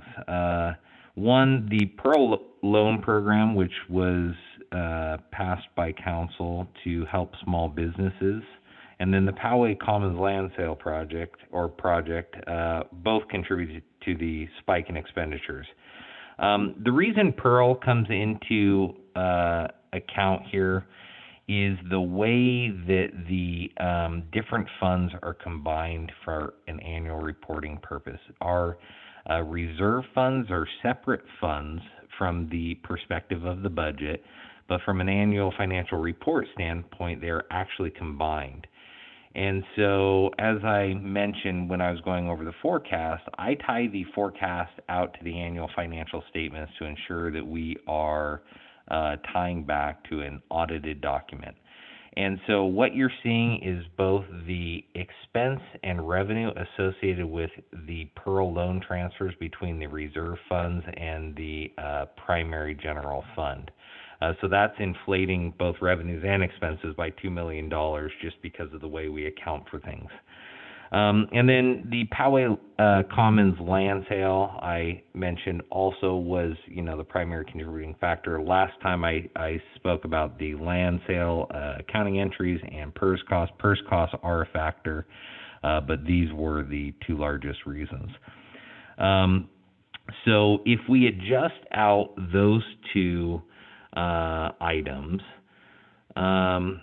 this is what we're looking at instead. So it's a much smoother and much more consistent trend line, and kind of more in line, I think, Brian, with what you were expecting to see. Now, just as a reminder, since we have this up again, 2021, we see the expense line, this dotted blue line here, going down. And that's department projections for what they think they're going to be spending for the remainder of the fiscal year in the general fund. And that's deviating significantly from, this green projection here, which is our projected revenues through the end of the fiscal year. And as Nick pointed out earlier, this does include ARP funding here, and then also again here in 2022. And from 2021 to fiscal year 2022, the projected budget here, right, there's another growth in expenses. And in the ensuing slides, we're going to get into why that is. But if you're kind of looking from a trend line standpoint, the 2022 expenses are kind of following a similar path across here from 1920, 21 to 22. Again, ignoring these 2021 projections, these were also, kind of the result of all the retrenchment activities we were doing. We've talked about that a couple times tonight, and I'll show you the numbers for that in some future slides to show what would lead to such a significant drop here. So before I move on, Brian, did this answer your question? Yeah, that's very helpful. Do I understand that the expenditures where it jumps up there in a couple of years, that's because we're essentially going back to normal operations? Yeah, that's the short answer. Absolutely, yes. And I'll get into why that is. Great. Yeah, I really appreciate you putting that together and explaining that. Thanks. Happy to do so. Okay, so it looks like Mr. Carruthers has a follow-up question on that. All right.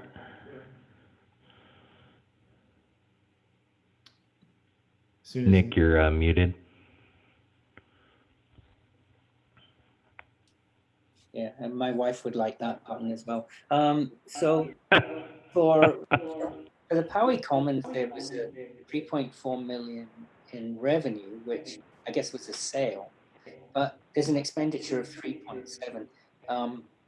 Can you explain what that is? It's just... Yeah, absolutely. So we did receive a lot of money that came in on that project. In fact, almost $5 million benefited the general fund, which doesn't tie to either of the numbers shown on the slide. So there's a couple things going on here, and it really ties back to Governmental Accounting Standards Board and GAAP requirements with how you deal with land sales. And one of the things is, here it looks like we got in less money than we spent on this land sale. And why did we spend something in the first place, right?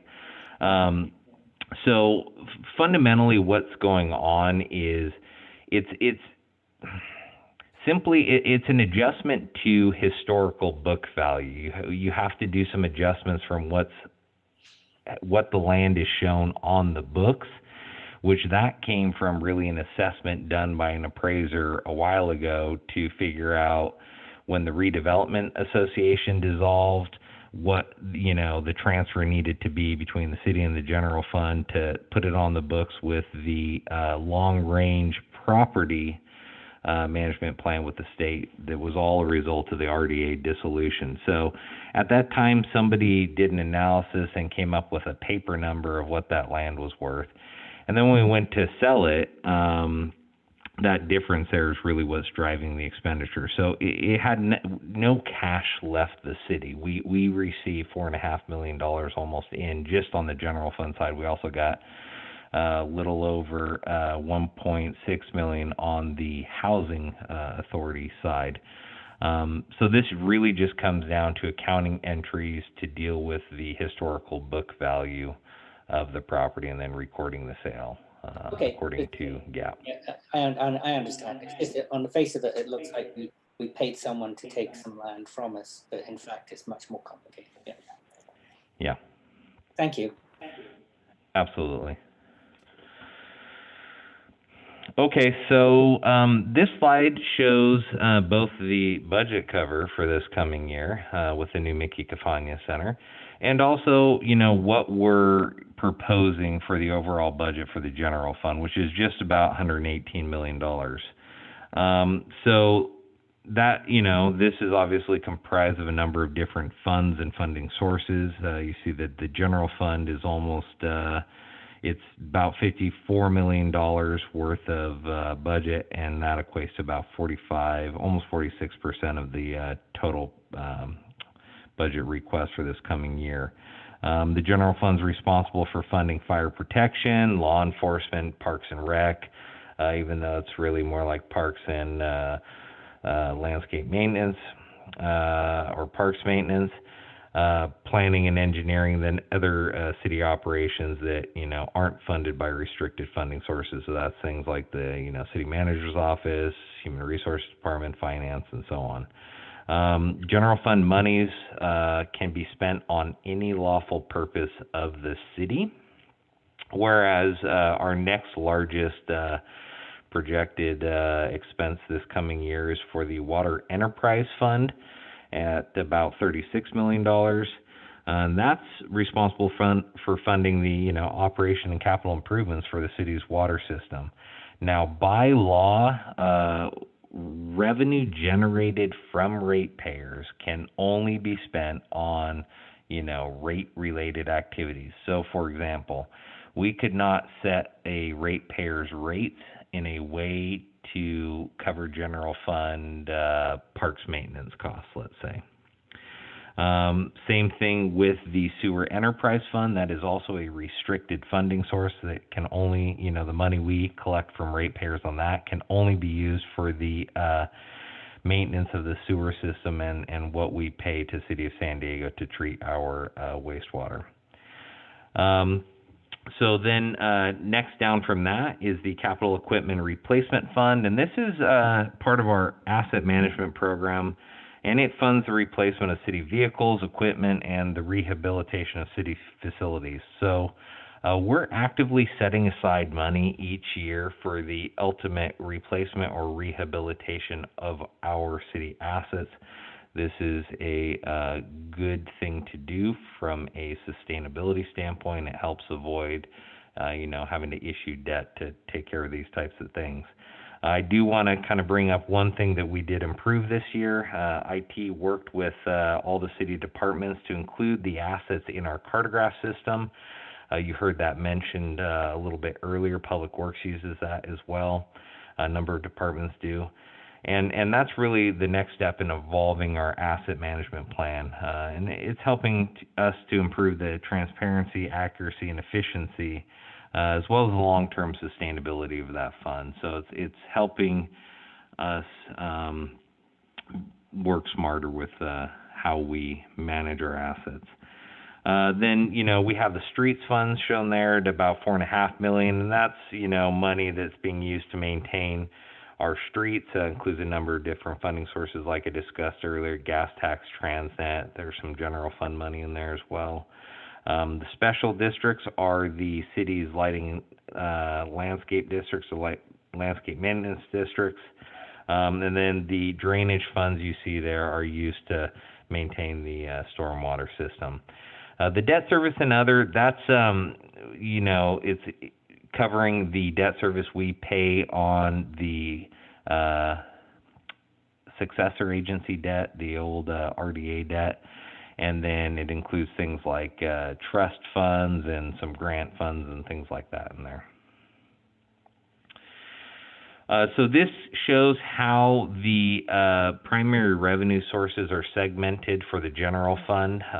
General fund revenues total about $55 million for the upcoming fiscal year. The largest source of revenue for the general fund is property tax revenues, with sales tax being the next largest.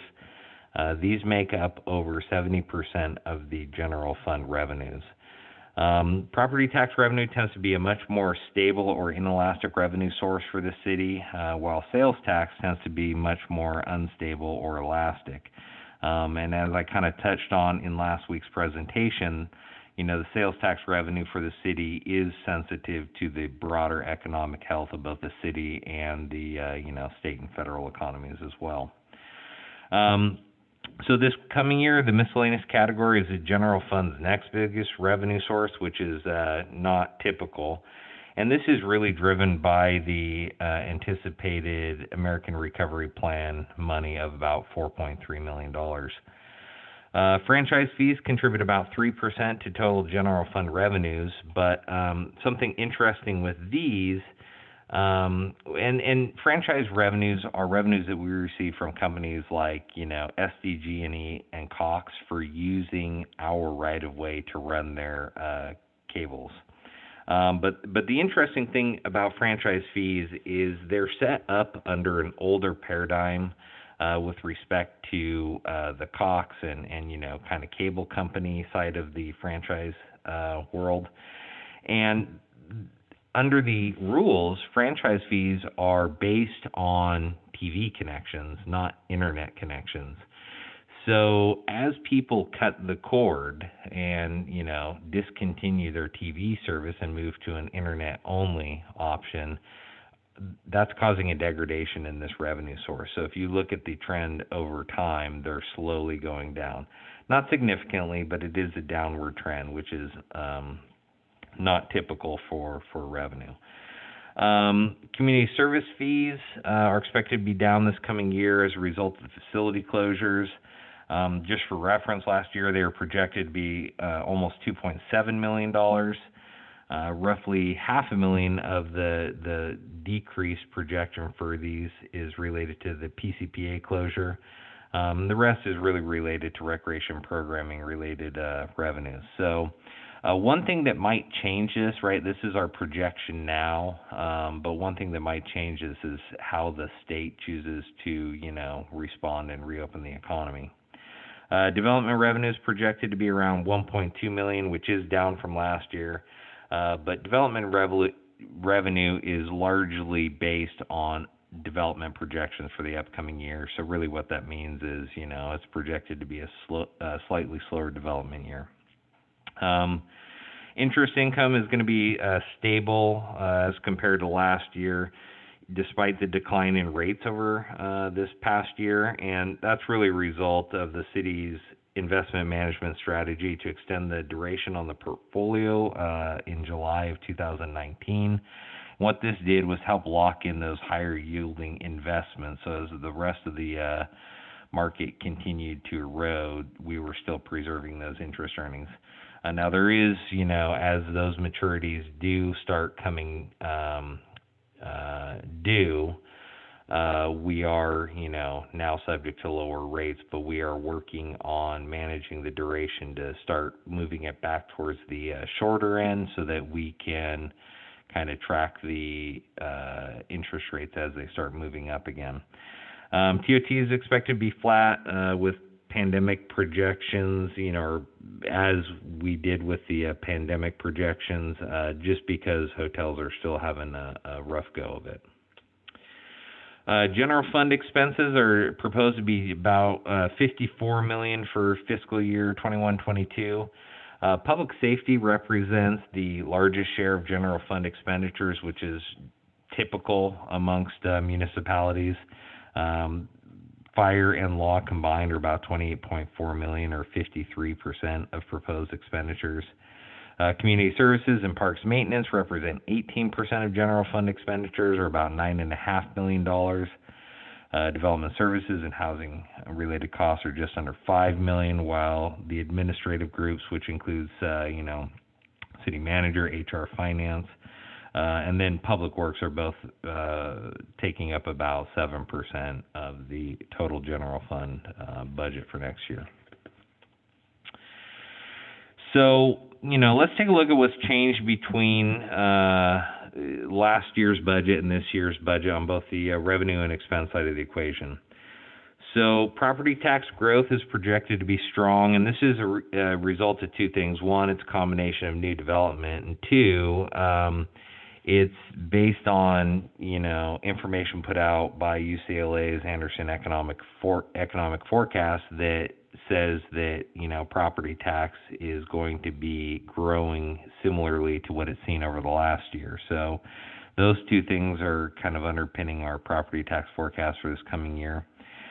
Sales tax is seeing a large change from last year's budget, but that's a bit misleading because last year's budget was based on the kind of early pandemic sales tax estimates by our consultant HDL. And as I showed in that slide last week, that information, I think that was revised 3 or 4 times as we were trying to figure out how the pandemic was actually impacting sales tax. So while it's growing a lot from a just pure delta perspective, it is kind of growing much more normally as compared to where we finished the last year. Again, community service fees, the fees, permits, and services categories, combination of both community service fees and development service fees, and I kind of talked about what was going on with those on the prior slide. And again, use of property grants and other. That deviation is really the combination of the ARP money that we're reflecting in the 21-22 budget, but was not reflected in the 2021 adopted budget. So earlier in the projection, the long-range forecast, you saw the ARP money impacting the 2021 projections. It is not shown here because we're looking at adopted budget versus what we're requesting for 21-22. Okay, so expenditures are proposed to increase by about $2.1 million in the general fund, and as Brian, astutely pointed out, that's really a return to kind of normal services. But some departments are going up quite a lot, as you see in the slide here. So let's look at what's going on there. About $1.5 million of that relates to our capital asset management charges being re-added to the budget. Again, last year, as part of our COVID retrenchment techniques, capital asset management, deferring those charges was one way that we helped present a balanced budget without cutting city services. As Chris mentioned, Poway is a very lean organization, so there isn't a lot that we can pick up in other places in the operating budget that wouldn't directly impact service levels. So our capital asset management replacement charges are one area that we did that. This year we are bringing them back, or recommending that they be brought back. Reserve transfers are about $700,000 of what's driving this change, and that's a result of the general fund reserve policy that suggests the city should maintain reserves equal to 45% of operating expenses. Law enforcement costs are increasing as a result of the contract that was agreed to 5 years ago. Wendy spoke about how fiscal year 21-22 will be the last year of this current 5-year contract, and all the agencies will be getting together to renegotiate the next contract term. So another retrenchment technique, I'm jumping ahead here. Retirement costs, based on our latest actuarials, are projected to increase by about $500,000. So that's predominantly CalPERS that's driving that. And then, as we talked about earlier, another way we saved money during the 2021 budget was to unfund those vacant positions. And for people that are just hearing what unfunding is, what that means is we're preserving the FTE headcount. So, we're saying that we still need a person, but what we're doing is removing the budget associated with that needed person as a cost-saving measure in the short term. Long term, maintaining those positions as unfunded is not sustainable and would impact service levels. So this budget does recommend bringing most of those back. Again, the exception is the management analyst in the city manager's office. So all of this adds up to $3.5 million in cost, which is clearly more than the $2.1 million in increase shown in the table on the top right there. And the difference there is that those cost drivers I'm showing below are unallocated costs. So that means that they have not yet been spread to the other funds that would also bear a burden of those. But these are the items that are really driving that $2.1 million change. As part of this year's budget, at the very beginning of the year, we do a kickoff. I give an economic update to the departments, and we kind of set the boundaries for the departments on what we expect with what they're submitting to us. And the overarching message was, this year departments needed to hold the line that yes, the economic environment was improving overall, but we're still, experiencing expenses increasing faster than revenues. So don't ask for anything unless it's a threat to health and safety or, it's basically contractually required. And then on top of that, to just kind of, have another level of oversight, what we asked the departments to do was to submit memos explaining any, increases in their budget that were material.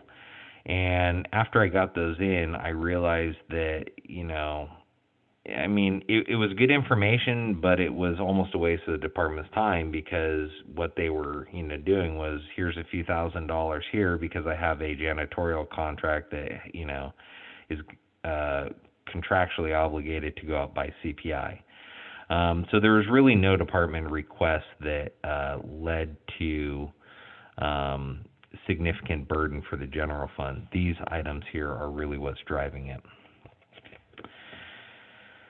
Okay, so I think it would be helpful, people who've never walked through either annual financial statements or the budget may find it useful to understand how the budget is laid out and how they can kind of track the numbers throughout the budget to help with answering their questions or maybe running some analyses. So I'm going to go through that over the next couple slides here using the finance department as an example. So here, this is the primary general fund cash flow schedule. It shows 3 years of actuals, what the budget was for the current year, what we're projecting for the Hey, end we of the can't year. even see that. Can you zoom in on that at all? Thank you. Absolutely. Thank you for letting me know. So, this is the primary general fund cash flow here, and you see up at the top, there's 3 years of actuals, 1 year of budget. This is the budget year, and this is the adopted budget. So what was adopted by council last June. Here, this column is what we're projecting, for fiscal year 2021. And then here's what we're proposing for fiscal year 21-22. So, here you have the different revenue categories, and most of these, the property taxes, just a few different line items, sales taxes one. Most of these are grouped. Down here on the expenditure side, these are grouped by our departments. So using finance as an example here, you can see, over time what the expenses have been. You can see what the budget request was, what we're projecting to spend during the year. And then here, over on the far right, circled this $1.793 million number is what we are requesting for the upcoming fiscal year. So then, if we kind of wanted to find out more information on this, we would be going to a different schedule. So the next schedule we'd want to kind of look at is the operating budget by fund schedule. And what this is showing is, again, it's categorized by our departments, and then it's also going down to the division level. And then it's showing the cost against all the different funding sources that a department provides services for. So here you can see there's that $1.793 million number again there on this schedule under the general fund here. Matches, this primary cash flow schedule. So that's, the total for finance, and then we see, how it's broken out amongst the different divisions. And then, what we're also seeing, but that's only the general fund component. On the last slide, I kind of talked about cost allocation. So this is a visual representation of how the finance department costs are being spread to the other funding sources. So 1.79 million is being spread to the general fund. The water fund is getting about 1.6 million, sewer fund $1 million, and so on, for a total finance budget request of 7.35 million. And the reason these costs are being spread to the other funds is the water, for example, is combined with the city. So they don't have a general manager position in the water district as they would if they were standalone. That's fulfilled by, Chris in his role as city manager. They don't have a finance director and utility billing staff and all the other things, all those kind of administrative pieces that you would need in a standalone water district. So these costs are being spread to reflect that, the finance department is doing work for the water fund. So in any event, you see here how these costs are being spread, and then you see the total budget request for the finance department there. So then, what if you wanted to see where finance was showing up in the water fund? Well, you would go look in the water cash flow, which again is laid out just like the general fund is, revenues, expenses, and so on. And here you'll see that tie again. There's a $1.6 million that we're saying is allocated to the water fund showing up in the water cash flow. And that way, you're getting a look at how the water fund is doing overall here. Now, last week I did mention, one of the things that we're doing this budget year is trying to strengthen the link between the budget and our annual financial statements. And that has to do with our approach in these pages here. We're taking a working capital approach, which basically means that we're looking at current assets and current liabilities to come up with what funds are available to spend on, future projects and future operational costs. And so you are going to see differences if you're comparing last year's budget to now. Predominantly where you're going to see them is in this middle section, the capital project section. What was being done previously was showing the budget request for that year for these projects as a way to represent the encumbrance or the allocation of fund balance. But that really was kind of at odds with the fact that these were being called actual columns. So it's been these actual columns have been shifted to be true actual columns. So in some funding source cases, you will see, very, very high fund balance, which would suggest high available funding for use on things. And then, in these near years, a big drop. And that's really reflecting the budget is being shifted up here, and this is being preserved as actual. So I just want to point that out. And then, so going back to this kind of overarching finances, requesting $7.35 million for this coming year. what if I want to know more about this? Like, what's in these numbers? How do I get more information there? So with that, you would go to the individual department pages in the budget. Each will be separated by a similar looking cover page here. And then each department is going to have a department summary page, and you'll see again there's that $7.35 million number that we're requesting for 21-22 in finance. And then here you're going to get an aggregated view under those kind of roll-up codes that we have been displaying the budget categories in these past couple of years. So just, kind of a brief aside on that. The categories were selected based on where we get most of the questions related to budget. For example, everybody likes to know what salaries are doing and what's, how are retirement costs impacting us, right? And so under the old budget version, there's, 5 to 10 different line items that make up this retirement benefits,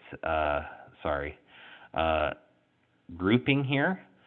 And so for an individual to track that out, just even for finance, they would have to go to each division, add up those 5 to 10 different objects, do that for each year, and then do that for, all the divisions. So what we're trying to do is present that information kind of already pre-prepared for people.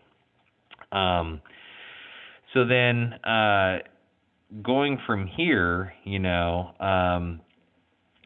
what if we wanted to look at that information aggregated for everybody, right? Because it's nice, right? We made it a little bit easier, in my opinion, for us to look at that information at the department level, but, we have a number of different departments. So do I have to go through and add that up for every department? No.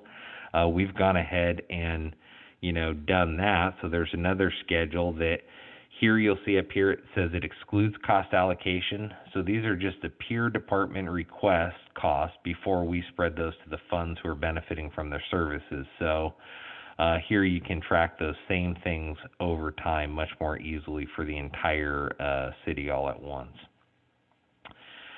And then from there, what if we wanted to know again what was going on at the division level? Like maybe you only care about the director of finance budget and what's going on with the costs there. The same layout is set up for each division within the budget. So hopefully that shows kind of how the different schedules in the budget are tying together to help the BRC and, interested members of the public in their review of the budget this year. So there's a number of different budget resources that are available. City's, website has the most recent operating budget and capital improvement program posted, as well as the agenda report for that budget and, the BRC recommendations for that year.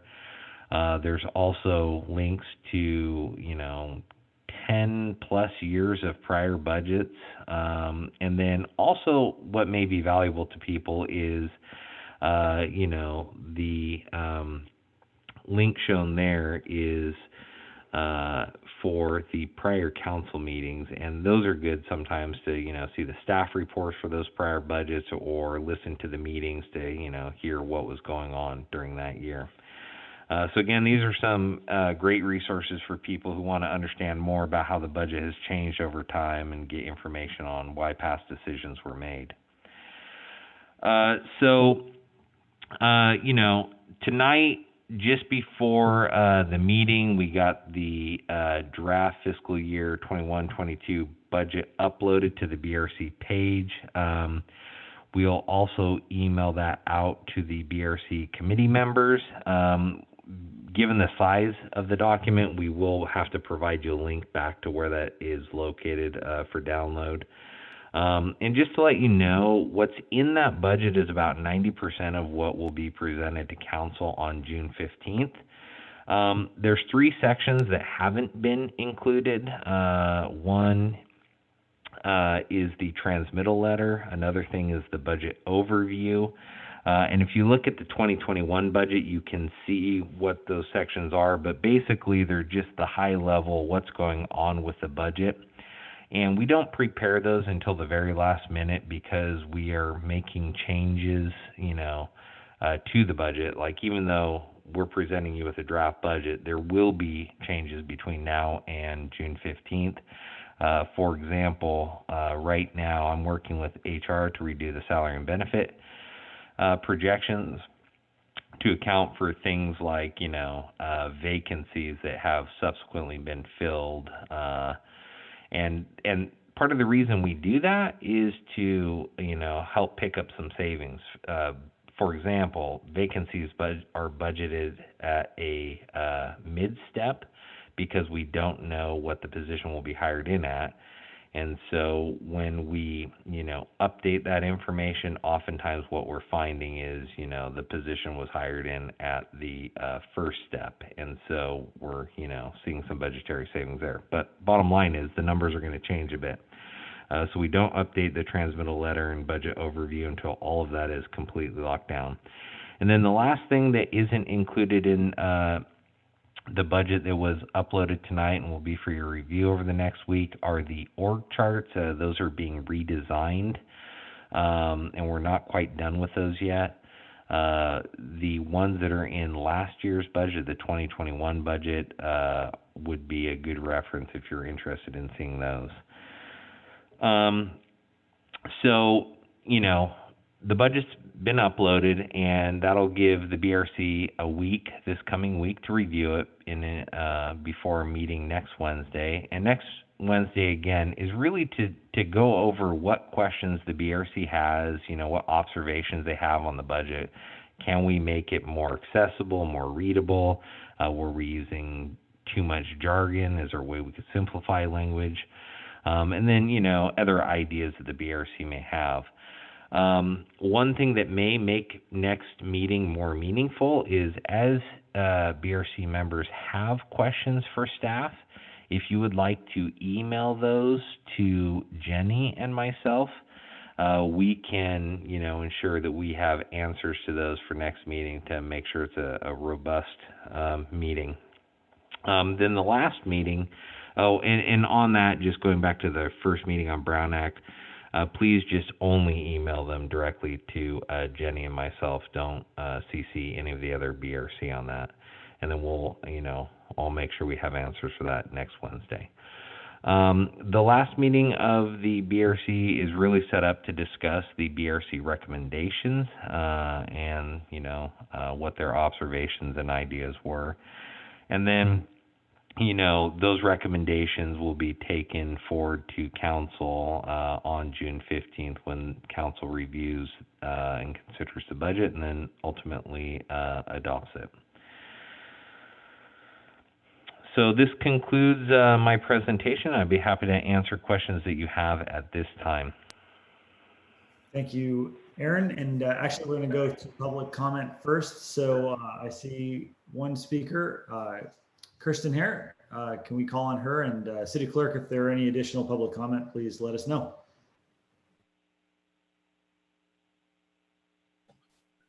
Hi, thanks for taking my question.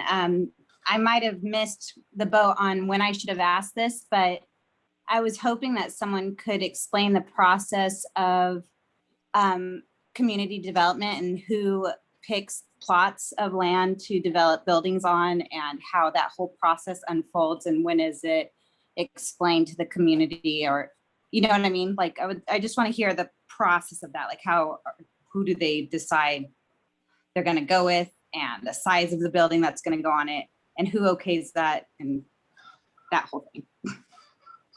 Thanks, Kirsten. As a reminder, public comment's time for comment, but Aaron, if you wouldn't mind, it's a pretty in-depth process. If you could just briefly touch on that and try to boil that down, I think it would be helpful for everyone to understand that. Yeah, absolutely. So I'm going to hope to do our Development Services Director, Bob, justice and make him proud of my answer. So really, it's a combination of a couple different things. One is fundamentally the zoning that was set up as part of the general plan throughout the city. So, there'll be residential zones and commercial zones and industrial zones, and that really kind of fundamentally defines the land use for particular parcels. You also have come into that on the residential side, the housing element, and that talks about the types of houses and how many houses an agency should look to be having, and that's based on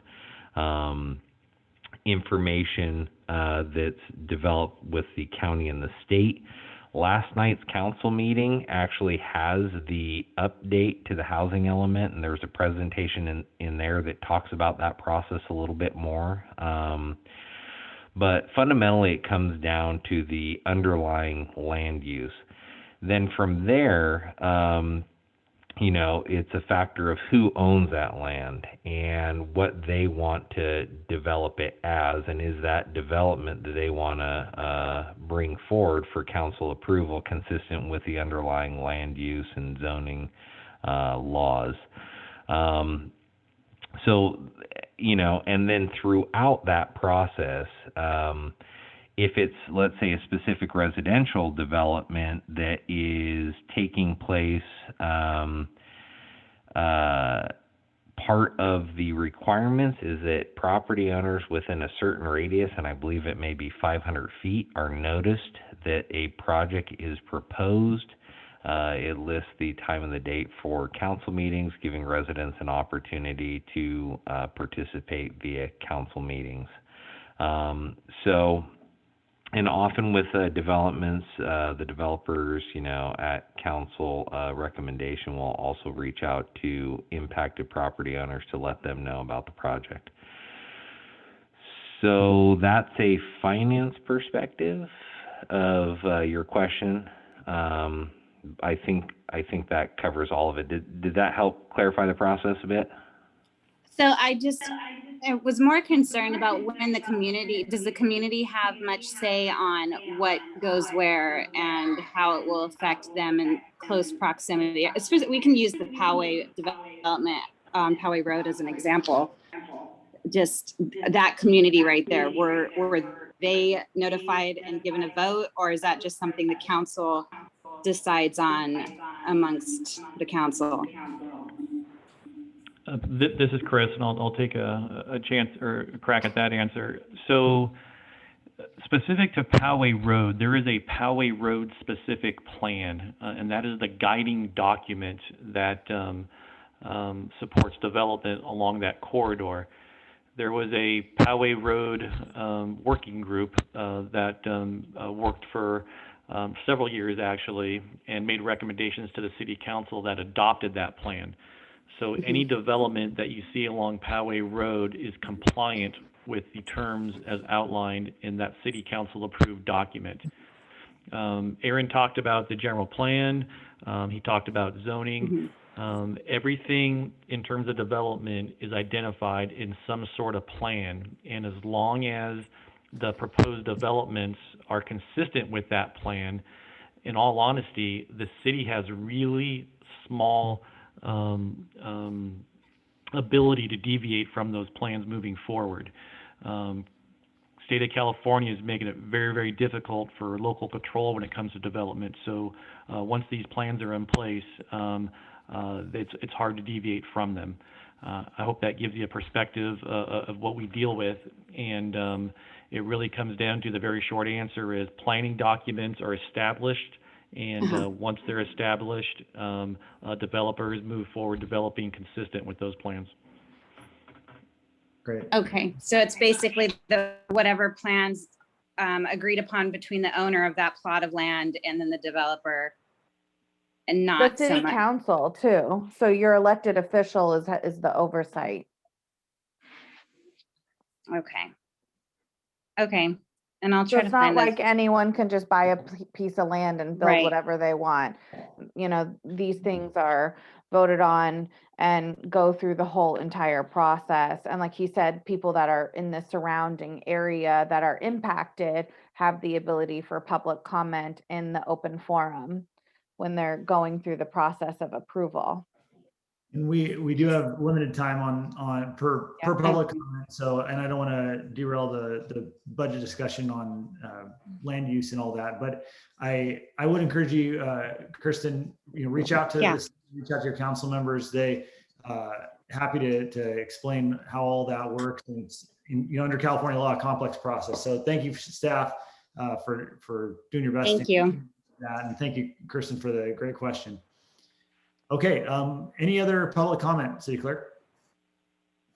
No, that's it. Great, thank you. All right, moving on to committee discussion and questions. I see that Mr. McKeon has his hand raised. Yes, excuse me. Thank you, Brian. I just want to compliment Aaron, you and your entire staff. I love the new budget format. It's going to be so easy this year to take a deep dive into those numbers and drill down. And I'm looking forward to doing that in the next week. So I just want to compliment you. I think it looks very good. Thank you.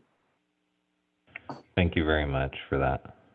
And I want to second that. I mean, that new layout is phenomenal, much easier to read, much more transparent. Thank you. That is some really good improvements there. I like what I've seen already, and I look forward to diving into it. And I'll just point out from that brief example of the city's personnel costs, the skyrocketing pension and healthcare costs, but that's a discussion for a different day. Are there other committee member questions or comments? I mean, my biggest question is I'd like to know how we are tracking.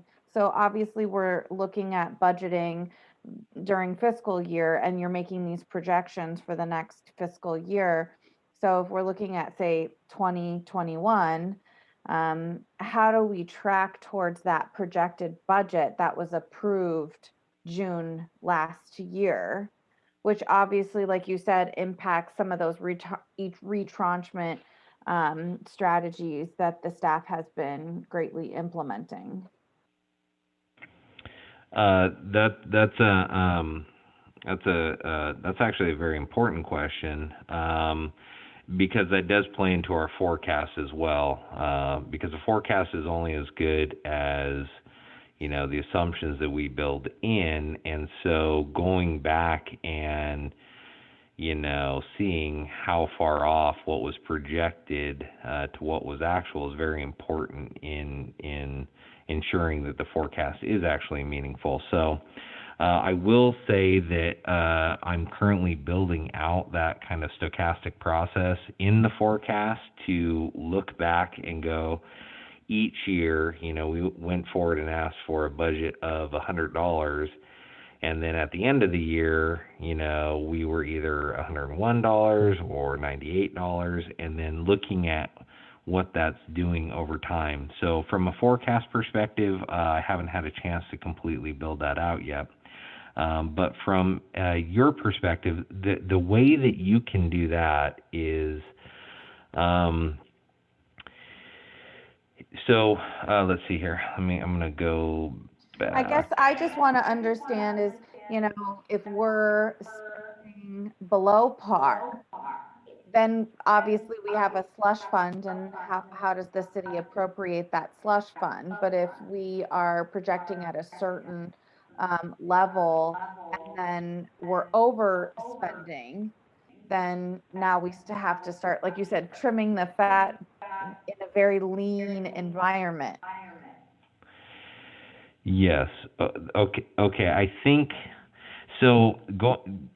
Going back to the general fund cash flow here, on this page here, these numbers at the very bottom are what is projected to be available for use on future items. I think it was Peter who brought up earlier the Los Penasquitos Lagoon Restoration Project. Those costs, which are in the $6 to $7 million range, are going to be, coming out of this what's called unassigned fund balance down here. So it isn't, a perfect science. So we are, our revenue projections and the budget requests are what we believe is most likely to occur. But then, throughout the year, a lot of different things come up, let's say on the expense side of the equation, right, where we have vacancies. And so work that was planned to be done can't be done because we don't have the staff to do it. And so that will lead to, salary savings, which will then, also lead to M&O savings, maintenance and operation savings. And so we'll come in potentially under what we thought. What that does is it increases this bottom line number here, which means there's more funds available in the future for one-time expenses. This money down here, we do not, it is highly, highly recommended against that we use any of these funds for ongoing costs. It's one-time money that should be used towards one-time expenditures. But, we do identify uses. The Mickey Cafagna Center was actually built using the money that was slowly accumulated from those differences year over year. And then where did those accumulations land? Are they in, like you were talking about interest earlier, are they landing in like CDs, structured products? Like how do they, or do you just keep it cash? Okay. So you're asking about how our portfolio is structured. Well, it's like your cash flow surplus, where it goes and how is that structured? Okay, so cash management. Okay, so okay. So we have a number of different investments, are all layered. Some are short term, some are longer term. The investment policy actually was just taken last night as well. It will lay out some of. It'll give you more details on that, but. We are governed under California law about what we can invest in, how long we can invest in. So we can't, let's say buy a 10-year treasury because that would exceed the 5-year limit. Now, what we're doing from a cash flow standpoint is trying to optimize the interest earning ability of our general funds. But under California law, that is actually the last thing that we should be doing. First is preservation of principal. So the primary goal is safety. Next is liquidity. Third is generating a market rate of return. So right now, LAIF and another type of money market are kind of cash accounts. There are short-term investments where we can pull down money, in a day. I think it's running around like 16 basis points, so it's pretty atrocious. But, that's where it is. And that's where the money's being parked if we have short-term needs for like payroll and stuff like that. The longer term stuff, where maybe we don't need to pay a contractor for a month, is sitting in slightly longer term stuff. And then the cash, like you're seeing here, see this 15 million projected at the bottom, right? Like the money that is just kind of sitting there or in our reserve funds. Those are in the, 2 to 5 year corporates, treasuries, things like that, where we're, because we extended the duration on the portfolio, getting just under 2% on those, even though the treasury, 2-year treasuries right now are running in the, I think, 26 basis point range. So we do actively monitor cash flow. We have an investment committee. It's comprised of myself, my finance manager, my senior accountant, and then our outside investment advisor. Okay. Erin, if I could also add, this is Wendy. Just to go back to your question about surpluses, our departments don't get to keep extra money at the end of the year, so they don't have an incentive to, for example, inflate their budgets. They don't get to keep what happens at the end of the year. That just goes into this unassigned fund balance. And we have been trying to refine. If anything, Chris spoke to us being a lean organization. I think we have kind of pounded into departments to be conservative. So if anything, I think we tend to save money at the end of the year, and that has helped build up this general fund assigned balance. And we are working toward as accurate budgeting as we can and really drilling down on where departments are having extra and how can we budget more succinctly for what it is that we need. Yeah, and that touches back on, you know, the idea that even though the categories presented in the budget are aggregated, departments submit at the line item detail, and there's, you know, notes for what they're asking for and the like.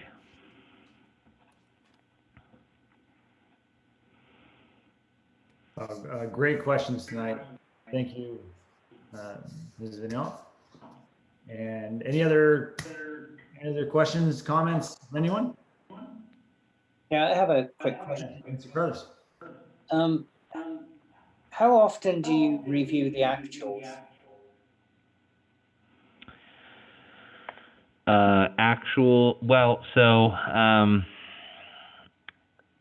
I'm going to answer this a couple different ways. Really, it's, you know, as we're spending, would be the down in the weeds response. You know, we have workflow processes set up and internal controls in place to make sure that, you know, if I go out and buy pens and pencils, that's being run through a monitoring process. Going back to my comment that even though the budget's aggregated, but we budget on a line item basis, you know, that's how we're reviewing things as well. So our assistant director of finance is also in charge of purchasing. And so, for example, when somebody is submitting a purchase order request to go out and buy, I don't know, a car, you know, he's then tracking that to the line item in the budget that says we're going to replace a car. Here's what we thought it was going to be budgeted at. And in that specific example, using the car, I kind of touched on the work that IT had done to bring all of the assets we are setting aside money on into Cartograph, or most of them.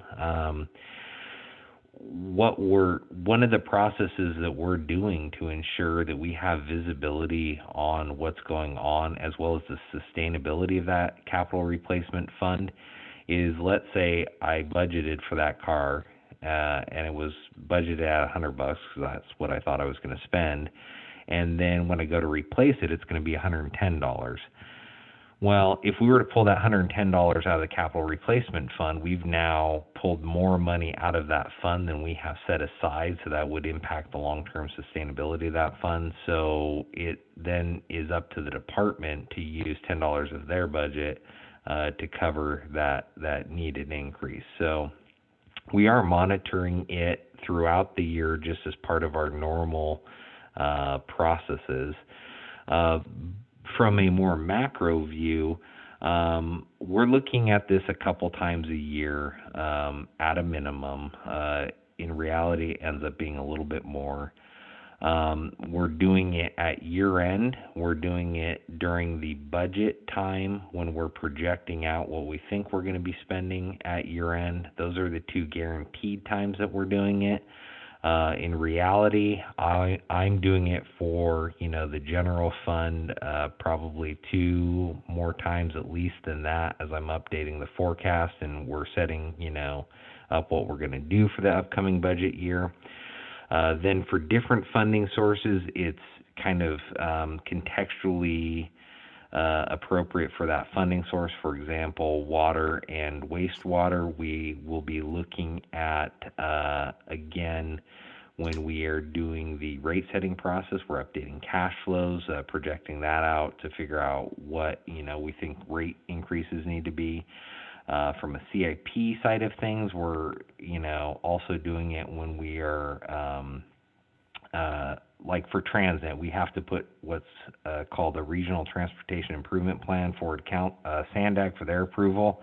Our council has to approve it first. So we're looking at the revenues coming in from those funding sources and what we're spending it on there. So there's kind of formal touch points where we're looking at, you know, the variances, and then it's kind of just part of the daily process as well. Yeah, that's what I figured. I just was thinking with something like COVID, the actuals probably were all over the place once that started. But yeah, thank you very much. Yeah, absolutely. And with respect to COVID, we were doing, you know, we've been doing quarterly updates to council to let them know both how the broader economy was changing and then how that was impacting the city as well. Yeah, that's what And Nick, I was going to say, Nick, if you're interested, on every council agenda right now, we have an extension of the current emergency. So there's a fiscal impact associated with that, and that gives some information about expenses so far since we declared the emergency for COVID. So Yeah, that's on the consent calendar until the emergency is declared over. I was just thinking, what's the process? That's all. But you gave me more information than I needed. Thanks very much. I've been accused of doing that. Sorry. Okay. All right. Any other questions or comments from the committee? All right. Seeing none, I think that wraps up this item. Thank you again, Aaron and your whole team. This is a vast improvement, and really excited to get into the budget over the next few days as we prepare for next week's meeting. Moving on to city manager items. Does our city manager have any final comments tonight? Nothing further, but we'll get back to you regarding the location of the next meeting. Great, thank you. Before we adjourn, I just encourage the other committee members to look at the budget and come prepared next week, wherever we're meeting, with some thoughts and ideas, and we'll start compiling those into our budget memo. So that'll kick that off next week. Yes, sir, Mr. McKeon. Yes, I would just like to put into the minutes of the meeting that I did not understand the vote earlier in this meeting for chairman and vice chairman. And I'm glad that my vote didn't throw any results off. But my intention a week ago, my intention 3 hours ago, was to vote for Brian, you as chairman, and Peter as vice chairman. So I'm not sure what happened with the vote. I was confused. I just want to clarify that. Great, thank you, Mr. McKeon. So I suppose would the city clerk just confirm they'll reflect that initial vote was, I believe, unanimous without that abstention. All right, with that, if there are no final comments from the committee, we will adjourn this meeting and see everyone back here next week. Thank you all.